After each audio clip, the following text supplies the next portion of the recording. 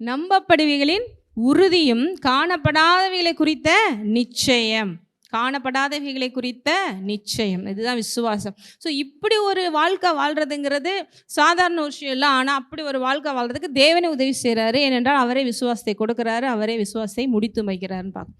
ஏன்னா வராத ஒன்று செய்யின்னு சொல்கிறதுக்கு அவர் கொடூரமான கடவுள் கிடையாது. கொடுத்துட்டு செய்யும் தான் சொல்கிறாரு. அதுக்கு நமக்கு ஒரு பெரிய ஒரு கஷ்டம்லாம் கிடையாது இல்லையா? அப்போ அவர் என்ன பண்ணுறாரு? வரத்துலேயும் கொடுக்குறாரு, கனியிலையும் கொடுக்குறாரு. அந்த ஃபெய்த்தை நம்ம ஜஸ்ட்டு பிலீவ் பண்ணி நம்ம ப்ரொடியூஸ் பண்ணால் போதும். ஆட்டோமேட்டிக்காக நீங்கள் கனியும் கொடுக்கலாம், இந்த உலகத்தில் வெற்றிகரமாகலாம். ஏன்னா விசுவாசம் இல்லாமல் நீங்கள் போட்டிருக்க பாருங்கள் 6 எபிரேயர் 11:6 விசுவாசம் இல்லாமல் தேவனுக்கு பிரியமாக இருப்பது. அப்போ ஒன்று நல்லா ஞாபகம் வச்சுக்கணும், நான் என்ன செஞ்சாலும் அவரை ப்ளீஸ் பண்ண முடியாது. எதனால மட்டும்தான் ப்ளீஸ் பண்ண முடியும்னா ஃபெய்த், நம்ம அவர் மேலே வைக்கிற நம்பிக்கை.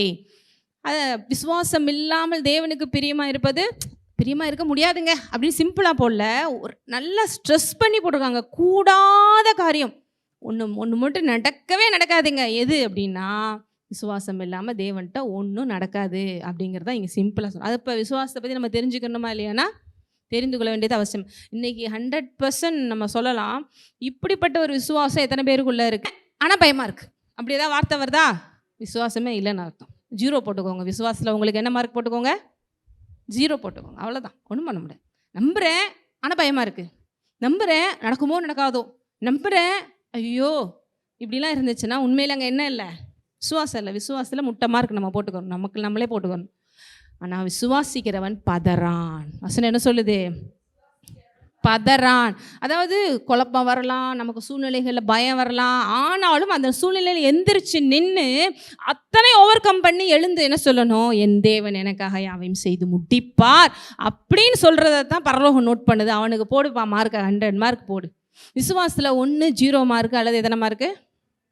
1 பாஸு அல்லது, ஏன்னா அரகுர விசுவாசத்துக்கெலாம் இடம் கிடையாது. நம்பினா நம்பிக்கை, நம்பலைன்னா அவநம்பிக்கை, அவ்வளோதான், சிம்பிள். இதில் நான் 60% 70%க்கெலாம் இடம் கிடையாது. ஏன்னா எப்போ பயங்கிற ஒன்று வந்துச்சோ அப்போ விசுவாசம் அவுட் ஆயிரும். ஸோ இருமனம் உள்ளவனாக இருக்க ஏதாவது ஒரு முடிவு நம்ம தீர்மானமாக எடுத்தாதான் தேவனுடைய காரியங்களில் எல்லாவற்றையும் நம்ம என்ன பண்ண முடியும்? பெற்றுக்கொள்ள முடியும். இதுக்கு காரணம் யாரையும் நம்ம பதில் சொல்ல முடியும். அவன் சரியில்லை, இவன் சரியில்லை, உலகம் சரியில்லை. தேவன் சொல்கிறாரு உலகம் அப்படி இருக்கிறதுனால நீ இப்படி இருப்ப அப்படின்னு சொல்லி போடலை. இல்லை உன்னை சுற்றி இருக்கிறவங்க அப்படி இருக்கிறதுனால நீ இப்படி இருக்கேன்னு போடல. உன் விசுவாசத்தின்படி உனக்கு ஆக்கடவுன்னு போட்டார். எத்தனை பேருக்கு புரியுது? ஸோ யாரையும் நம்பி உங்கள் வாழ்க்கையை வைக்கல தேவன். ஐயோ இந்த வருஷம் இவங்க பிஎம் வருவார்னு நினச்சேங்க, அதனால இந்தியாவில் இப்படி ஒரு மாற்றம் வரும்னு நினச்சேன், அதனால எனக்கு ஒரு பெரிய முன்னேற்றம் வரும்னு நினச்சேன், ஐயோ வராமல் போச்சே அப்படிங்கிற மாதிரி நீங்கள் கவலைப்பட வேண்டிய அவசியம் இல்லை. இல்லை நான் இந்த வீட்டில் பிறக்கிறதுக்கு அந்த வீட்டில் பிறந்திருந்தேன் என் வாழ்க்கை மாறி இருக்கும் அப்படின்னு நினைக்கிற மாதிரி நீ கவலைப்பட அவசியம் இல்லை. இல்லை நான் ஆணா பிறக்கிறதுக்கு பெண்ணாக பிறந்திருக்கலாம், இல்லை பெண்ணாக பிறகு ஆணா பிறந்திருக்கலாம், நான் அப்படி பிறந்திருக்கணும், இப்படி பிறந்திருக்கணும், அப்படி படிச்சிருக்கலாம், இப்படி படிச்சிருக்கலாம், அந்த ஜாதி, அந்த குலம், அந்த பணம் இல்லை, இந்த வேலை இல்லை, இப்படி எதை குறித்தும் கவலைப்படுற மாதிரி தேவன் வைக்கல. ஒன்றே ஒன்று இருந்தால் நீ பொழைச்சிக்கலாம், விசுவாசத்தினாலே நீதிமான் பிழைப்பான். நிறைய பேருக்கு புரியுது? இதுக்கு எந்த ஒரு டிகிரியும் தேவையில்லை, எந்த ஒரு குவாலிஃபிகேஷனும் தேவையில்லை. உங்கள் ஹார்ட்டில் நீங்கள் முழுமையாக நம்புறது. இதுக்கு என்ன வேணும் அப்படின்னா நம்பிக்கையோடு இருக்கிற அந்த நல்ல மனசு இருந்தால் போதும். இத்தனை பேருக்கு புரியுது? இது எப்படி வரும்? தேவனோட வார்த்தை கேட்க கேட்க கேட்க கேட்க கேட்க தான் வரும். விசுவாசம் எப்படி வரும்? வேற எதுனாலையும் கிடையாது. எனக்கு ஒரு 1/2 கிலோ விசுவாசம் கொடுங்கன்னு சொல்லி போய் நான் யார்ட்ட வாங்கிட்டு வரணும் இல்லை, நான் என்கிட்ட உங்கள் விசுவாசத்தை எனக்கு அப்படி ட்ரான்ஸ்ஃபர் பண்ணி விடுங்க அப்படி சொல்லிட்டு நான் உங்களை ஏன் விசுவாசத்தில் வாழ வைக்க முடியாது.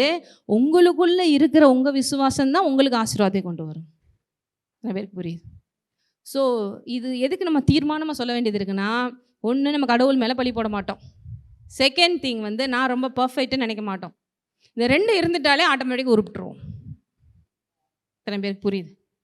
ஃபஸ்ட்டு திங்கு நம்ம செய்கிறது 99% என்ன தான் பண்ணுறோம்? கடவுளை என்ன அப்படி வச்சுட்டாரோ. ஏன்னா நமக்கு இந்த விழுந்து போன உலகத்தில் மற்றவங்க அந்த கல்லையும் பண்ணி நம்பிக்கிட்டு அவங்க அப்படி சொல்கிற டயலாக்ஸை நம்மளும் நம்ம காதுக்குள்ளே ஏறி நம்ம அப்படி நினைக்க ஆரம்பிச்சிடுறோம். அவங்க சொல்கிறதுல 1000 அர்த்தம் இருக்கலாம், ஆனால் நம்ம சொல்கிறதுல அர்த்தமே கிடையாது. இங்கே தேவன் என்னைய வச்சு எதாவது செய்ய முடியும் அப்படின்னு அவர் வைக்கல. நீ விசுவாசத்தை எடுத்துக்கோங்கிற உங்கள்கிட்ட வச்சுட்டார். அவர் செய்ய வேண்டியதெல்லாம் சிலுவையில் செஞ்சு முடிச்சிட்டார். அவருடைய போர்ஷன்ஸ், அவருடைய பார்ட்டை 100% அவர் முடிச்சிட்டாருங்க. இப்போ நீங்கள் செய்ய வேண்டியதெல்லாம் உங்களுடைய பார்ட். இத்தனை பேருக்கு புரியுது?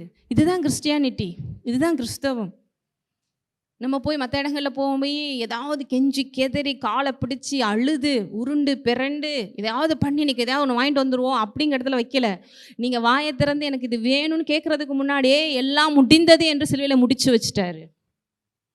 ஏனென்றா அப்பா அம்மானா அப்படி தான் இருப்பாங்க. உண்மையான தகப்பன் தாய்னா பிள்ளைக்கு தேவைங்கிறதுக்கு முன்னாலேயே, இன்னும் அடுத்த வருஷத்துக்கு என்ன தேவைங்கிறதுக்கு முன்னாலேயே, அதுக்காக அவங்களுடைய ஆசைக்கெல்லாம் நம்ம காரணமாக முடியாது. இப்போ பெரிய பெரிய விஷயம்லாம் எனக்கு தேவை அதெல்லாம் வாங்கி கொடுக்கல சொல்லணும். பேசிக்காக என் பிள்ளைக்கு சாப்பாடு வேணும், துணி வேணும், நல்ல ஒரு சமுதாயத்தில் சில சொசைட்டியில் அவங்களுக்கு ஒரு அந்தஸ்தான விஷயங்கள் வேணும். பேசிக்கான விஷயங்களை நான் என்னுடைய கடமை நான் செஞ்சு தான் ஆகணும். அப்படிங்கிறதுல இவங்க கேட்கணும்னு அவசியம் இல்லை, அது அவங்களே செய்யணும். அப்போ பேர் தான் அவங்க பேர் என்னது? தாய் தகப்பன்.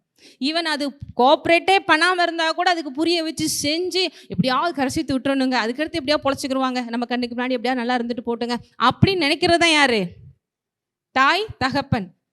நீ என்னை நம்பி வந்து என்னை உருண்டு பிறண்டாதான் ஒரு வாய் சோறு போடுவேன்னு சொல்கிறது தாய் தகப்பன் கிடையாது. இத்தனை பேருக்கு புரியுது? இதெல்லாம் சிம்பிளாக புரிஞ்சாலே எவர் உண்மையான தேவன் எவர் மெய்யான தேவன் நமக்கு புரிஞ்சிடும். யோசிக்கணும். மூளைன்னு அதுக்கு தான் ஆண்டவர் கொடுத்துருக்காரு. பக்கத்தில் அங்கே பார்த்து சொல்லுங்கள், மூளையை யூஸ் பண்ணு, மூளையை வீட்டு மூளையில் வச்சிடாத, யூஸ் பண்ணுங்க. ஹல்லேலூயா. அப்போ சின்ன சின்ன பிள்ளைகள் கூட சின்ன வயசுலேருந்து நிறைய கொஸ்டின்ஸ் கேட்கும். நான் கூட உங்கள்கிட்ட நிறைய சொல்லியிருக்கேன். சின்ன சின்ன பிள்ளைய கூட யோசிக்குங்க, ஏன் இப்படிலாம் இருக்காங்க, கடவுள்னு சொல்கிறாங்க, இப்படிலாம் இருக்காங்களே, ஐயோ அப்படிலாம் சொல்லக்கூடாது, வாய மூடு அப்படி சொல்லிடுறாங்க. அவ்வளோதான், அதோட கெப்பாசிட்டி அப்புறம் அதோட முடிஞ்சு. அப்படி பிலீவ் பண்ணு, அது அப்படித்தான், அப்படி ஏற்றுக்கோ அப்படின்னு சொல்லிடுறாங்க. கிறிஸ்தவத்தில் உங்களை நாங்கள் அப்படியே ஏற்றுக்கிறோன்னு சொல்ல வேண்டிய அவசியமே இல்லை. ஏன்னால் இது ஒவ்வொன்றுக்குள்ளேயும் சத்தியம் இருக்கிறது. இது உண்மை உள்ளது, இது மெய்யானது. இதில் இருக்கிறலாம் புரியாதுங்க. சிலர்லாம் அப்படிலாம் டீச் பண்ணுறாங்களாம். சிலர் சொல்கிறாங்க, இந்த போர்ஷனை எடுத்துட்டா இதை பற்றி கேள்வி கேட்டுருவாங்க, வேண்டாம் இதை பற்றி பேச வேண்டாம். இந்த போர்ஷனை எடுத்தால் இதை பற்றி கேள்வி கேட்டுருவாங்களாம். மக்களுக்கு என்ன சொல்லி புரிய வைக்கிறது? அதுக்கு காரணம் சொல்கிறவருக்கு ஒன்றும் புரியல.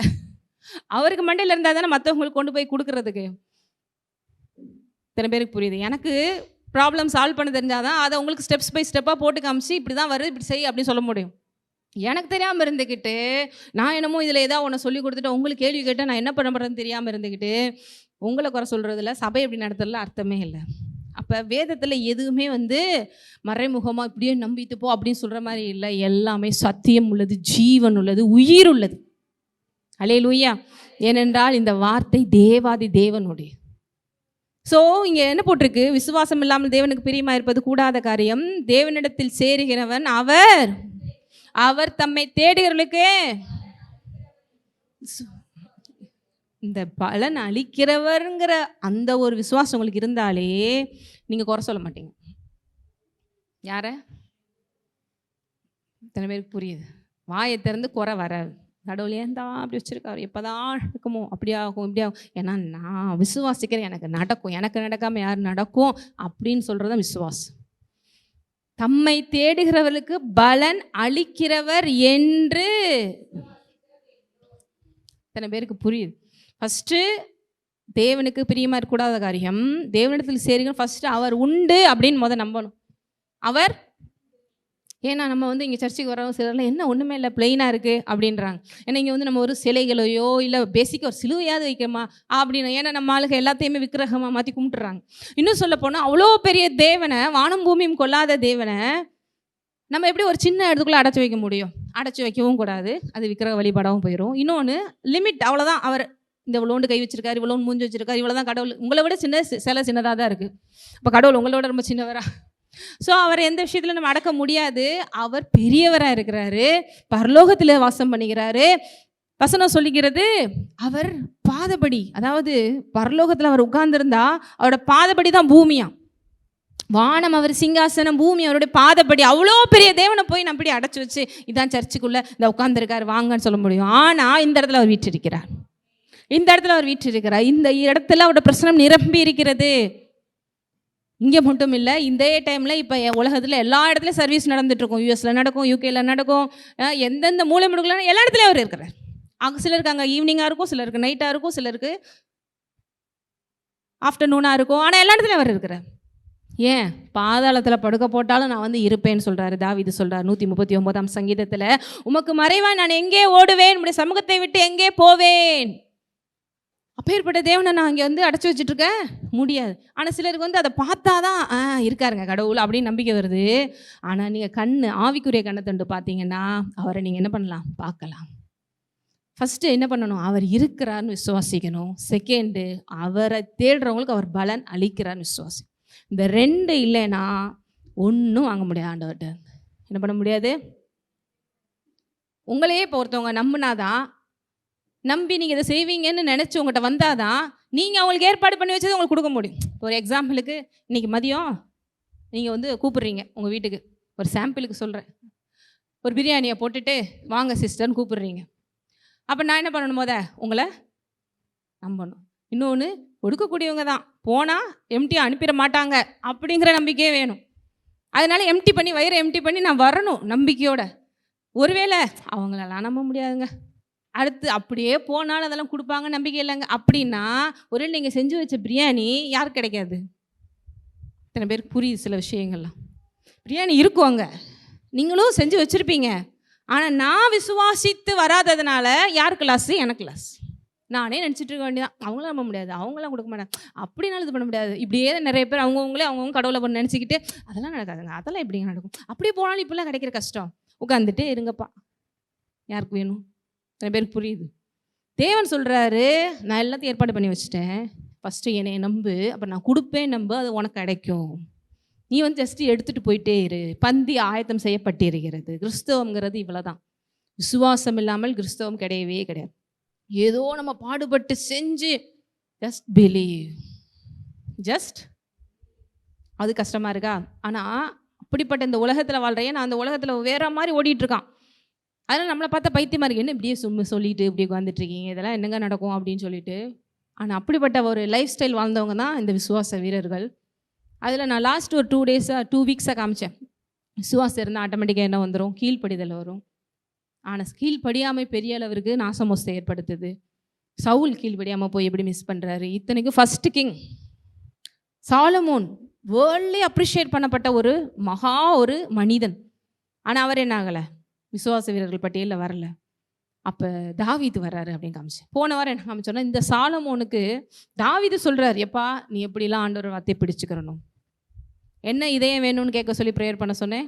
உணர்வுள்ள இருதயம். இந்தமாரி இந்த ப்ரேயரில் உங்களை இதை ஆட் பண்ணிக்கோங்க, உணர்வுள்ள இருதயத்தை ஆட் பண்ணிக்கோங்கன்னு சொன்னேன். எத்தனை பேர் அப்படி ப்ரேயர் பண்ணுறீங்க? என்னென்றால் அந்த அண்டர்ஸ்டாண்டிங் ஹார்ட் இல்லாமல் பிளாங்காக இருக்கா, அதை வச்சு தான் ஒன்றும் பண்ண முடியல. இந்த மாதிரி உணர்வு வரணும். ஆமாம், என் தேவன் நல்லவர், என் தேவன் எனக்கு பதில் தருகிறவர், அவர் எனக்காக உயிரே கொடுத்தவர், எனக்கு இப்படி இந்த உணர்வுகள் வந்துச்சு, இந்த அண்டர்ஸ்டாண்டிங் வந்துச்சுனாலே ஆட்டோமேட்டிக்காக நீங்கள் அதை எடுத்துக்கொள்ள. அப்படியே போகிறீங்க, அப்படியே வரீங்க, சர்வீஸ் முடிஞ்சிருச்சுங்க, அப்படியே வாழ்கிறீங்க அப்படிங்கிறவங்க வந்து ஒரு மக்கா அப்படி வாழ்கிற மாதிரி ஒன்றும் பண்ண முடியாது. அதனால தான் உணர்வுள்ள இருதயம் வேணும்னு ஆண்டவர் கேட்க சொல்கிறார். தாவீது சொல்கிறாரு, உணர்வுள்ள இருதயத்தை தாரும் அப்படின்னு சொல்லி. ஸோ தாவீது மாதிரி ப்ரேயர் பண்ணுங்கன்னு உங்களுக்கு சொல்லிக் கொடுத்து அது. இன்னும் கொஞ்சம் தாவீதினுடைய ஃபெய்த் இங்கே பார்க்குறோம் நம்ம 11ஆம் அதிகாரத்தில் 32. பின்னும் நான் என்ன சொல்லுவேன், கிதியோன், பாராக், சிம்சோன், எப்தா, தாவீது, சாமுவேல் என்பவர்களையும் தீர்க்கதரிசிகளையும் குறித்து நான் விவரமாய் சொல்ல வேண்டுமானால்.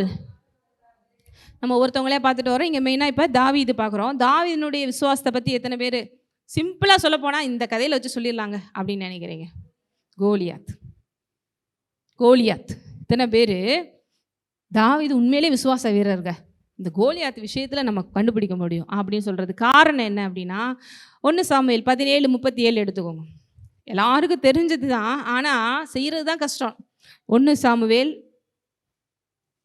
17 அதில் தான் வந்து வருது. இதில் தாவீதுக்கு எல்லாரையும் விடங்க ஏன் இப்படி கோவம் வருது அப்படிங்கிறத நம்ம பார்க்கணும். அது காரணம் தேவன் மேலே இருக்கிற அன்பு, தேவன் மேலே இருக்கிற. இப்போ இங்கே தாவீது வந்து ஆக்சுவலாக ஒரு அப்படி ஆர்மி மேன் மாதிரி ட்ரெஸ் பண்ணிக்கிட்டு, அப்படி தலைக்கவசம் போட்டுக்கிட்டு, கையில் பட்டயத்தை எடுத்துக்கிட்டு அப்படி போர் வீரன் மாதிரி வந்தாருங்க அப்படின்னு கிடையவே கிடையாது. ஆஃப்டர் ஆல் வந்து ஒரு ஸ்நாக்ஸ் கொடுக்குறதுக்கு ஒரு சின்ன பையன் மாதிரி வர்றாரு. இத்தனைக்கும் அவங்களோட அண்ணன்மார்கள்லாம் அந்த ட்ரெஸ்ஸை போட்டுக்கிட்டு யுத்தத்துக்குள்ள சவுலோடைய லீடர்ஷிப்பில் எல்லாம் நிற்கிறாங்க. இந்த பக்கம் அந்த பக்கம் கோலியாத். அதை தான் இங்கே போட்டிருக்கு. 17 ஃபுல்லாக பெலிஸ்தியர்கள் யுத்தம் பண்ணிக்கிறதுக்கு தங்கள் சேனைகளை சேர்த்து யூதாவில் உள்ள 1ஆம் அதிகாரத்தில் படிக்கிறேன். அதாவது 17:1 சோக்காவிலே ஒருமித்து கூடி சோக்காவுக்கும் அசக்காவுக்கும் நடுவே இருக்கிற எபேஸ் தம்மிலே பாளையம் இறங்கின. யார் கூட போட்டி? பெலிஸ்தியர் கூட. சவுலும் இஸ்ரவேல் மனுஷரும் ஒருமித்து கூடி ஏலா பள்ளத்தாக்கிலே பாளையம் இறங்கி பெலிஸ்தியருக்கு எதிராக யுத்தத்திற்கு அணிவகுத்து நின்றார்கள். இப்படிதான் ஆரம்பிக்குது யுத்தம். யாருக்கு யாருக்கும் போட்டி? பெலிஸ்தியருக்கும் இஸ்ரவேலுக்கும். இன்னைக்கு நமக்கும் லைஃப்ல எவ்வளோ போட்டிகள் இருக்கு. இப்போ இங்க என்ன நடக்குது பாருங்க. ஸோ இப்படி நின்றுட்டு இருக்கும் போது 11 பாருங்க. சவுலும் இஸ்ரவேல் அனைவரும் அந்த பெலிஸ்தியனுடைய வார்த்தைகளை கேட்டு கலங்கி மிகவும் பயப்பட்டார்கள். எந்த பெலிஸ்தியன் அப்படின்னா இந்த கோலியாத். ஏன்னா அவன் என்ன சொல்கிறான், இதை வாசிச்சுக்கிட்டு இருந்தேன்னா நம்ம டைம் ஆயிரும். நான் சிம்பிளாக சொல்கிறேன். என்னது இது, உங்கள் இதில் ஒருத்தன் கூட வீரமானவனே கிடையாதா? பலசாலி கிடையாதா? ஏன் கூட வந்து மோதி பாருங்க, நான் என்ன பண்ணுறேன் பாருங்க, உங்களை நான் அப்படி பண்ணிடுவேன் இப்படி பண்ணிடுவேன் அப்படி சொல்லிட்டு என்ன பண்ணுறாரு, பேசுகிறார். அடுத்து இதை கட்டி அவங்க என்ன பண்ணுறாங்க, கலங்கி மிகவும். எப்பயுமே அதனால தான் சொன்னேன், விசுவாசத்துக்கும் பயத்துக்கும் ஆகவே ஆகாது. எதுக்கும் ஆகவே ஆகாது? விசுவாசத்துக்கும் பயத்துக்கும் ஆகவே ஆகாது. இதுக்கும் அதுக்கும் ஆப்போசிட். இங்கே என்ன வந்துருச்சு? பயம் வந்துருச்சு. இங்கே என்ன வந்துருச்சு? ஒரு சூழ்நிலையை கண்டு உங்களுக்கு கலங்கி பயம் வந்துருச்சுனாலே உங்களுக்கு நீங்களே ஒரு முடிவு பண்ணி, அதாவது வராதுன்னு நான் சொல்லலை, வரும்போது நம்மளை அவார் பண்ணுவார் ஆவியானவர். என்ன வேண்டாம், இது உன்னுடைய என்ன கிடையாது, தன்மை கிடையாது. ஏன்னா நீ தேவனுடைய பிள்ளை, பயத்தினாவே வெளியேற்று. ஏன்னா தேவன் உனக்கு பயமுள்ளாவே கொடுக்காமல் பலமும் அன்பும் தெளிந்த புத்தியும்லாவே கொடுத்துருக்கிற. அப்படி நமக்கு நம்மளே நம்மளை அனலைஸ் பண்ண தெரியும். இப்போ நமக்கு ஒரு திடீர்னு ஒரு தும்மல் வருதுன்னா என்ன, ஒரு தும்மல் வர்றதுக்கு முன்னாடி, சளி பிடிக்கிறதுக்கு முன்னாடி நமக்குள்ள ஒரு சில சைன்ஸ் எல்லாம் காமிக்குமா? நமக்கே தெரிஞ்சிடும், சளி பிடிக்க போகிற மாதிரி இருக்குமா? சளினா என்னங்கிற மாதிரியே பார்க்குறீங்க. ஒரு மாதிரி கண்ணெல்லாம் கசிக்கிட்டு இருப்போம், மூக்கு ஒருமா நொனோ சம்திங் ஏதோ எனக்கு ஒருமா பண்ணுது, எனக்கு தெரிஞ்சு இன்னும் 2 நாள் சளி பிடிச்சிரும்னு நினைக்கிறேன் அப்படின்னு உங்களுக்கே தெரியும். அந்த மாதிரி தான் எல்லா விஷயத்துலையும் ஒரு சிம்டம்ஸ் நமக்கு காமிக்கும். பயங்கிறது வரும்போதே நம்ம அதுக்கு தான் அனலைஸ் பண்ணுறதுக்கு அறிவை கொடுக்குற தேவன். ஏதோ சம்திங் ராங்கு, நமக்கு தேவையில்லாம் பதட்ட வருது, கலக்க வருது, குழப்பம் வருதே, சரியில்லையே, ஏதோ ஸ்பிரிட் நம்மளை தேவையெல்லாம் அட்டாக் பண்ண பார்க்குது, உடனே போய் நம்ம பூஸ்ட் பண்ண வேணும். பேட்டரியில் ரெட்டு காமிச்சிச்சுன்னா செல்ஃபோனில் என்ன பண்ணுறீங்க, உடனே போட மாட்டிங்களா? உடனே போட்டுருவாங்க. நாங்கள்லாம் 50% கீழே விடுறது இல்லை, சொருகிக்கிட்டே தான் இருக்கிற. சிலர்லாம் பேட்டரி அவுட் ஆயிடுது, அது வேறு விஷயம். இந்த மாதிரி பேட்டரி தாங்காது. விசுவாசத்திலான நீ எவ்வளோ சொன்னா நல்லது. உடனே பைபிள் எடுத்து படித்து விசுவாசம் அங்கேருந்து தான் வரும். அடுத்து வார்த்தைகள் எடுத்து கேட்கணும், போதனைகள் எடுத்து கேட்கணும், அடுத்து 2 பாடணும், அதுக்கடுத்து ஆண்டவர் சமூகத்தில் போய் உட்காரணும், அடுத்து ஆவியானவருக்கு இடம் கொடுக்கணும். இப்படி இருந்து வெளியே வந்துச்சிங்கன்னா அதையெல்லாம் ஓடி போயிடும். இதுக்கு ஒரு இன்ஜெக்ஷன் இருக்குது, அதுதான் இது. சளி பிடிச்சா உடனே தூக்கி ஒரு மாத்திரையை போட்டுக்கிட்ட மாதிரி பயம் இதெல்லாம் வரக்கூடாதுன்னு சொல்லலை. இந்த உலகத்தில் இருக்கும்போது நம்ம அட்டாக் பண்ண ட்ரை பண்ண தான் செய்யுது. அதன் நிமித்தம் அந்த சூழ்நிலையில் எந்திரிச்சு நீங்கள் இப்படி விசுவாசத்தில் பலப்பட்டீங்கன்னா உடனே என்ன ஆயிரும், அது போயிடும். ஆனால் அது அப்படியே வச்சுக்கிட்டு இருந்தீங்கன்னா உங்களே கொண்டுரும். ஃபோபியா அப்படின்னு சொல்லி பயத்தில் எக்ஸ்ட்ரீம் ஆகி சிலர் எப்படி ஆயிடுறாங்க, அப்நார்மலாகவே ஆயிடுறாங்க. சைக்காலஜிக்கலாக அவங்க அஃபெக்ட் ஆயிடுறாங்க. அப்படி ஒரு விஷயத்தில் அப்படி ஸ்ட்ரக் ஆயிடுவாங்க பயந்து. அதுலேருந்து வெளில கொண்டு வர ரொம்ப கஷ்டம். இப்போ இங்கே கலங்கி பயப்பட்டார்கள். கலங்கி எந்தெந்த விஷயத்துலலாம் உங்களுக்கு பார்த்தா பயம் வருதோ, கலக்க வருதோ, அந்த இடத்துல ஏதோ ஒரு பயங்கிற ஸ்பிரிட் நம்மளை அட்டாக் பண்ண பார்க்குது. கேர்ஃபுல்லாக இருக்கணும் அப்படின்னு நினைக்கணும். நம்ம அலோவ் பண்ணக்கூடாது. தாவீது என்பவன் யூதாவில் உள்ள பெத்லெஹேம் ஊரானாகிய ஈசாய் என்னும் பேருள்ள எப்பிராத்தியின் மனுஷனுடைய குமாரனா இருந்தான். அவனுக்கு 8 குமாரர்கள் இருந்தாங்க. சவுலின் நாட்களில் மற்ற ஜனங்களுக்குள்ளே வயது சென்ற கிழவனாய் மதிக்கப்பட்டான். அவங்க 8 குமாரர்களோட இவனு ஒருத்தன். தாவீது இளையவன். 14 போட்டிருக்க பாருங்க. எல்லாருக்கும் இளையவன் யாரு? தாவீது. இப்போ போட்டி நடக்குது, யுத்தம். சவுல்லேருந்து பயந்துட்டு இருக்காங்க. சவுல் ஏன் பயப்படுறாரு அப்படின்னா, அதுக்கு தான் சொல்கிறது, ஆண்டவரை விட்டு பின்னால் போச்சுனால என்ன வந்துடுது, பயம் வந்துடுது. இங்கே என்ன வருது அப்படின்னா 20 பாருங்க. தாவீது அதிகாலையில் எழுந்து ஆடுகளை காவலாளி வசமாய் விட்டு, ஏன்னா அவனுக்கு ஏற்கனவே ஒரு பொறுப்பு இருந்துச்சு. என்ன பொறுப்பு? ஆடு மேய்க்கிற பொறுப்பு. ஸோ அதை பாருங்க எவ்வளோ பொறுப்பா அதை இன்னொருத்தவங்க கையில் ஹேண்ட் ஓவர் பண்ணிட்டு, ஈசாய் தனக்கு கற்பித்தபடியே தேவையான அந்த ஸ்நாக்ஸ் அதெல்லாம் எடுத்துக்கிட்டு ரதங்கள் இருக்கிற இடத்துக்கு வரான். சேனைகள் அணிவகுத்து நின்று யுத்தத்திற்கு ஆர்ப்பரித்தார்கள். இஸ்ரவேலரும் பெலிஸ்தியரும் ஒருவருக்கு ஒருவர் எதிராக அணிவகுத்து, அப்பொழுது தாவீது தான் கொண்டு வந்தவைகளை இறக்கி ரஸ்துகளை காக்கிறவன் வசமாய் வைத்து விட்டு சேனைக்குள் ஓடி தன் சகோதரர்களை பார்த்து, சுகமாக இருக்கிறீர்களா? இவனுக்கு ஒன்றும் தெரில. சூப்பர், எல்லாம் வடிவத்தை இருக்கிறாங்க, போய் எல்லார்ட்டையும் போய் என்னன்னு கேட்டு வருவோம் அப்படி சொல்லிட்டு, நல்லா இருக்கீங்களா, எப்படி இருக்கு, எப்படி போயிட்டுருக்கு அப்படின்னு. அவன் இவர்களோட பேசி கொண்டு இருக்கையில் காத்தூரனாகிய கோலியாத் என்னும் பேருள்ள அந்த பெலிஸ்தீவரன் என்ன பண்ணுறான், எழும்பி நின்று என்ன சொல்கிறான் பாருங்க. என்ன சொல்கிறாங்கிறத இங்கே யார் கேட்டால் அதை தாவீது ஏன்னா ஏற்கனவே என்ன சொன்னான்னு கேட்டு யார் பயந்துட்டு இருந்தாங்க? சவுலும் அவன் டீமும் பயந்துட்டு இருந்தாங்க. மறுபடியும் வந்து இந்த கோலியாத் பேசுகிறத இந்த டைம் யார் காதில் விழுந்துருச்சு பாருங்க. யார் எப்படி பேசுகிறாங்கிறத விட யார் எப்படி எடுத்துக்கொள்கிறாங்கிறது ரொம்ப முக்கியம். இனி அவங்க இப்படி சொல்லிட்டாங்க, இனி இவங்க இப்படி சொல்லிட்டாங்க. ஆனால் தேவனுடைய பிள்ளை நீ எப்படி எடுத்துக்கிற? இங்கே அவன் எப்படி எடுத்துக்கிறான் பாருங்க. இஸ்ரவேல் எல்லாரும் அந்த மனுஷனை காணும்போது மிகவும் அவன் முகத்துக்கு விலகி ஓடி போவார்கள். அந்நேரத்தில் இஸ்ரவேலர் வந்து நிற்கிற அந்த மனுஷனை கண்டீர்களா? இஸ்ரவேலை நிந்திக்க வந்து நிற்கிறான். இவனை கொள்ளுகிறவன் எவனோ அவனை ராஜா மிகவும் ஐஸ்வரனாக்கி அவனுக்கு தம்முடைய குமார்த்தியை தந்து தகப்பன் வீட்டாருக்கு இஸ்ரவேலருக்கும் சர்வானியம் கொடுப்பார் என்றார்கள். அப்பொழுது தாவீது தண்டையில் நிற்களை பார்த்து, இந்த பெலிஸ்தனை கொண்டு இஸ்ரவேலுக்கு நேரிட்ட நிந்தை நீக்கிறவனுக்கு என்ன செய்யப்படும்? ஜீவனுள்ள தேவனுடைய சேனைகள் நிந்தித்ததற்கு விருத்த சினம் இல்லாத இந்த பெலிஸ்தியன். இதுதான் அவனுக்குள்ளே வந்துச்சு பாருங்க ஒரு கோபம்.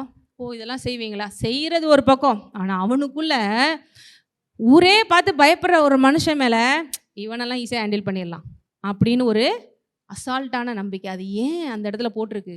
அங்கே என்ன இன்னொருத்தோட படிங்க. ஜீவனுள்ள சேனைகளை நிந்திக்கிறதுக்கு ஃபஸ்ட்டு தான் யாருங்கிற அறிவு, இன்னொன்று தன் தேவன் யாருங்கிற அறிவு. தன் தேவன் யாரு? என்ன சொல்றாரு? என்ன தேவன்? என்ன தேவன்? உங்கள் தேவன் யாரு? நீங்கள் சேவிக்கிற இயேசு கிறிஸ்து யாரு? ஃபஸ்ட்டு இந்த விஷயத்தில் நமக்கு கான்ஃபிடென்ட் இருக்கணும். நம்ம தேவன் 10-11 ஜீவனுள்ள தேவன். ஃபஸ்ட்டு அவர் ஆராதிக்கிற எனக்கு என்ன இருக்கு? விருத்த சேதனம்னா அந்த காலத்தில் உடன்படிக்கை ஆண்களுக்கு பண்ணப்பட்டது. ஆண்களுக்கு விருத்த சேதனம் பண்ணால் அவங்க தேவனுடைய சந்ததியாக கருதப்பட்டாங்க. விருத்த சேதனம் இல்லாதவர்களாக புறஜாதியர்கள். அப்போ அவங்களுடைய உடன்படிக்கையில் இருக்கிற அவனுடைய தேவனுடைய அந்த டீமில் இருக்கிறான். அத்தனைக்கும் நம்ம பழைய ஏற்பாட்டிலலாம் அப்பான்னு சொல்ல முடியாது. பட் அவங்களுடைய ஆள், தேவனுடைய ஆள், தேவனுடைய மக்கள். எனக்கும் உனக்கும் அப்படின்னு ஒரு வித்தியாசப்படுத்தி பார்க்க தெரியுது. இங்கே நம்ம ஊரில் வந்து ஆஃப்டர் ஆல் இந்த அழிந்து போகிற இந்த உடம்புக்கு ஒரு 100 வருஷம் மிஞ்சி போனால் நல்லா வாழணும்னா கூட இருக்கலாம். அதுக்கு உட்காந்துக்கிட்டு நான் என்ன ஜாதி தெரியுமா, நான் எவ்வளோ பெரிய வசதி தெரியுமா, நான் எப்படிப்பட்ட அழகு தெரியுமா, அந்த அழிந்து போகிற விஷயத்துக்கு தேவையில்லாத விஷயத்துக்கெல்லாம் வைராகியம், பெருமை, அகம்பாவம் எல்லாமே இருக்குது. அதெல்லாம் அப்படி பிளட்லேயே ஊறிட்டுருக்கு. ஊன்னு. ஆனால் தேவன், நான் சேவிக்கிற தேவன் யார் தெரியுமா அப்படிங்கிறதுல வைராகியம் இல்லை. இத்தனை பேருக்கு நான் சொல்கிற புரியுது. ஆனால் தாவீதுக்கு அந்த அறிவு இருக்குது. நான் வந்து என்ன டீம் தெரியுமா? நான் தேவனுடைய team. I am army of God, I am a people of God. நான் தேவனுடைய பிள்ளை அப்படின்னு சொல்ல முடியாது அப்போ, ஆனால் ஜனங்கள் சொல்லலாம். ஆனால் இவன் ஆஃப்டர் ஆல் இவன் பார்க்குறதுக்கான எப்படி இருக்கான் கோலியாத்து? உங்களுக்கு ஏற்கனவே தெரியும், அதை பற்றி சொல்லணும்னு இல்லை. பயங்கரம். இப்போ நம்ம இப்படி நிற்கிறோன்னா 6 அடியில் நிற்கிறோன்னா அவன் அப்படி வேறு சைஸில் நிற்கிறான். பார்க்குறதுக்கு அரக்கன் மாதிரி, ஜெயிண்ட் மாதிரி இருக்கிறான். பார்த்தாலே என்ன வந்துடுது நமக்கு? என்னதான் இருந்தாலும் உங்கள் முன்னாடி ஒரு கோலியாத்து வந்து நின்னாதான் உங்களுக்கு தெரியும். ஸ்ட்ரக்சரை பார்ப்போம். ஏன்னா அதனால கண்ணு என்ன பண்ணுது? நம்மளை அனலைஸ் பண்ணுது. நம்ம இங்கே இருக்கோம், அவன் ஒரு மேலே ஏறி ஒரு கமுக்குனாலே நம்ம அமுங்கிடுவோமேடா. அதுலேயும் அவன் யுத்த ட்ரெஸ் எல்லாம் போட்டுக்கிட்டு பயங்கர ஆக்ரோஷத்தோட பார்க்குறதுக்கே சிலர்லாம் வந்து அப்படி இருப்பாங்க. அதை பார்த்தாலே என்ன வந்துடும் நமக்கு? அப்படியே போயிடும். அப்படிப்பட்ட ஒருத்தனை பார்த்து இவன் இத்தனைக்கும் சின்ன பையன் மாதிரி இருக்கான். யுத்தம்னா என்னன்னே தெரியாது, வாழை எப்படி பிடிக்கணும்னு கூட தெரியாது, எவ்வளோ மாதிரி ட்ரெஸ்ஸை போட்டுக்கிட்டு போய் ஸ்டெப் வைக்கணும் கூட தெரியாது. ஏன்னா ஆர்மிக்குன்னு ஒரு ட்ரைனிங் வேணும், ஒரு பலம் வேணும், ஒரு ஞானம் வேணும். எல்லா ஃபீல்டையும் சும்மா போயிட முடியாது. அதனால தான் போலீஸ் வேலை, ஆர்மி வேலைக்கெல்லாம் அதுக்குன்னு ஒரு ரூல்ஸ் இருக்குது, அதுக்குன்னு ஒரு டிசிப்ளின்ஸ் இருக்குது, அதுக்குன்னு ஒரு ட்ரைனிங் இருக்குது. கொஞ்சம் கணிதல்னா கூட எடுக்க மாட்டாங்க, கொஞ்சம் ஹைட் கம்மியாக இருந்தால் கூட எடுக்க மாட்டாங்க, கொஞ்சம் தொப்பா இருந்துச்சுனால செட் ஆகான்னு சொல்லி உறக்கமாக அவ்வளோ தூரம் பண்ணுறாங்க. அப்போ இங்கே தாவீதுக்கு அந்த மாதிரி எதுவுமே, ஆனால் எதுலேயுமே நம்ம அவங்க கூட போராட முடியாதுன்னு அவனுக்கு தோணலை. ஒன்று தான் யோசிக்கிறான். எதனா ஸ்பிரிட்டில் பார்க்குறான். ஹல்லேலூயா. அதுதான் பாருங்கள், தேவனுடைய பிள்ளை எப்பயுமே எதை வச்சு நம்ம கூட இருக்கிறவங்க யார், எப்படிப்பட்டவங்க நிதானிக்கணும்? ஸ்பிரிட், ஆவிக்குரிய விதத்தில் எல்லாத்தையும் நிதானித்து அறியணும். அவன் பார்க்குறான், என் கூட இருக்கிறவர் ஜீவனுள்ள ஆவியாக இருக்கிற தேவன். அவன் ஜஸ்ட் ஆஃப்டர் ஆல் தேவன் இல்லை, அந்த தேவன் இல்லைன்னாலே அங்கே ஆட்டோமேட்டிக்காக என்ன வந்துருச்சு? யூஸ் இல்லை. தேவன் யார் கூட இருக்காரோ அவன் தான் ஜெயிக்க முடியும். அவன் தேவன் இல்லாதவன். அவன் வெளிப்புறமா பார்க்க, அவன் ஸ்பிரிட்ல பார்க்குறான். Your zero. நான் பாரு எவ்வளோ பெரிய ஹீரோவோட ஆளு, நீலாம் ஒன்றுமே இல்லை. இப்படி பார்த்ததுனால அவனுக்கு பயம் வரல. இத்தனை பேருக்கு புரியுது? இன்னைக்கு கூட நீங்கள் ஃபுல்லாக எதில் பார்க்குறீங்க? ஃப்ளெஷ்ஷில் பார்க்குறதுனால தான் பயம் வருது. ஆனால் நீங்கள் ஸ்பிரிட்டில் பார்த்தீங்கன்னா உங்களோடு இருக்கிறவர் அவர்களோடு இருப்பவை காட்டிலும் பெரியவர். உங்களோடு இருக்கிற என்ன சொல்றது, ஸ்ட்ரென்த்து இல்லை, தூதர்கள் கூட்டம் இல்லை, பொட்டன்ஷியல் எல்லாமே நீங்கள் தான் எல்லாத்துலேயும் நம்பர் ஒன். ஆனால் நம்ம ஃபுல்லாக கம்பேர் பண்ணுறது ஒன்று ஹைட்டு வெயிட்டில் கம்பேர் பண்ணுறது, இல்லை பேக்ரவுண்டு, இல்லை படிப்பு, இல்லை வேறு என்னென்னலாம் கம்பேர் பண்ணுறது உங்களுக்கு தான் தெரியும். இப்படி தான். ஆனால் அதனால தான் பாருங்கள், இந்த உலகத்தில் இருக்கும் பொழுது இயேசு ஒரு அருமையான ஒரு கதை சொன்னார். ஏழை லாசரு மரித்து போன ஐஸ்வர்யவான்னு ஒரு கதை சொன்னார். சொன்னாரா? சொன்னார்னு தெரியாதுங்க அப்படின்னு ஒரு கதை சொன்னான். ஏழை லாசரு அவன் வந்து ஏழையாக இருந்ததுக்கு கடவுள் காரணம் இல்லை, அவனுடைய வெளிப்பாடு. இது மாதிரி நல்ல ஒரு ஏஜிஎம்ஏ சபைக்கு வந்திருக்க மாட்டான், அதனால தான் அவன் ஏழையாகவே இருந்திருப்பான் நான் நினைக்கிறேன். நல்ல விசுவாச சபைக்கு போயிருந்தா அந்த ஏழை லாசரு கூட நல்லா இருந்திருப்பான். ஏன்னா யாரும் ஏழையாக இருக்கணும்னு கடவுள் வந்து செய்யலை. அவனுக்கு இந்த சில சபைகள்லாம் இருக்குது, நீ இப்படி தான் இருக்கணும், நீ எதுவுமே போட்டுக்கிற கூடாது, நீ ஒன்றும் இல்லாமல் இருக்கணும், நீ என்னத்தை கொண்டு போக போகிற அப்படி சொல்லி அவங்கள பார்த்து நிறைய கிறிஸ்துவங்களாவே வரமாட்டேங்கிறாங்க. அப்படிப்பட்ட சில இடங்கள்லாம் இருக்குது. ஏன்னா எல்லாமே அரகுறை சத்தியம், அரகுறை இதுன்னு வெறுமை, நீ எல்லாம் என்னது கொஞ்சம் சரியாயிட்டா நீலாம் பேய் பிசாசு, இல்லை நீ பரலோகத்துக்கு போக மாட்டே இப்படி சொல்லி வர்ற 3வது ஆள் பார்க்குறான். இதுக்குள்ளே வந்து நம்மளே எல்லாத்தையும் கழட்டி விட்டுருவாங்க போல, ஐயோ அதுக்கு வெளியில் இருக்கிறதே பரவாயில்லடா அப்படின்னு. நீங்கள் தேவன் பரலோகத்தில் தங்க ரோடு போட்டு நடந்துக்கிட்டு போகிறவர், புரியுதா உங்களுக்கு? ஆனால் நம்ம சபையில் எதை எங்கே வைக்கணும்னு சொல்லி கொடுத்துட்றோம், அதனால பிரச்சனை இல்லை. என்னன்னா உனக்கு ஆசீர்வாதம் வரட்டும், ஃபஸ்ட்டு யாரை வைக்கணும்? தேவனை வைக்கணும். சோர்ஸை எங்கே வைக்கணும்? தேவனை வைக்கணும். அவருக்காக எதை கொடுக்கணும்னு கொடுக்கணும். ஆனால் அவர் உனக்கு திரும்ப இவ்வளோ கொடுப்பாரு. ஒன்றுமித்த அவர் பணக்காரராக இருக்கிறாரு, ஒன்றுமித்த அவர் ஏழையாகி உன்னை ஐஸ்வர்யம் மாற்றிருக்கிறாரு, தரித்திரங்களை சுமந்து தீர்த்திருக்கிறாரு, வியாதியை சுமந்து தீர்த்திருக்கிறாரு, பாவ சாபங்கள் இல்லை, நீ ராஜாவாக வாழணும்னு சொல்லி அந்த ராஜா உனக்குள்ளே வந்திருக்கிறாரு, நீ ஆசாரியனா வாழணும்னு சொல்லி உன்னை பரிசுத்தப்படுத்தி இருக்கிறாரு, நீ அவர் சீஷராக இருக்கிற.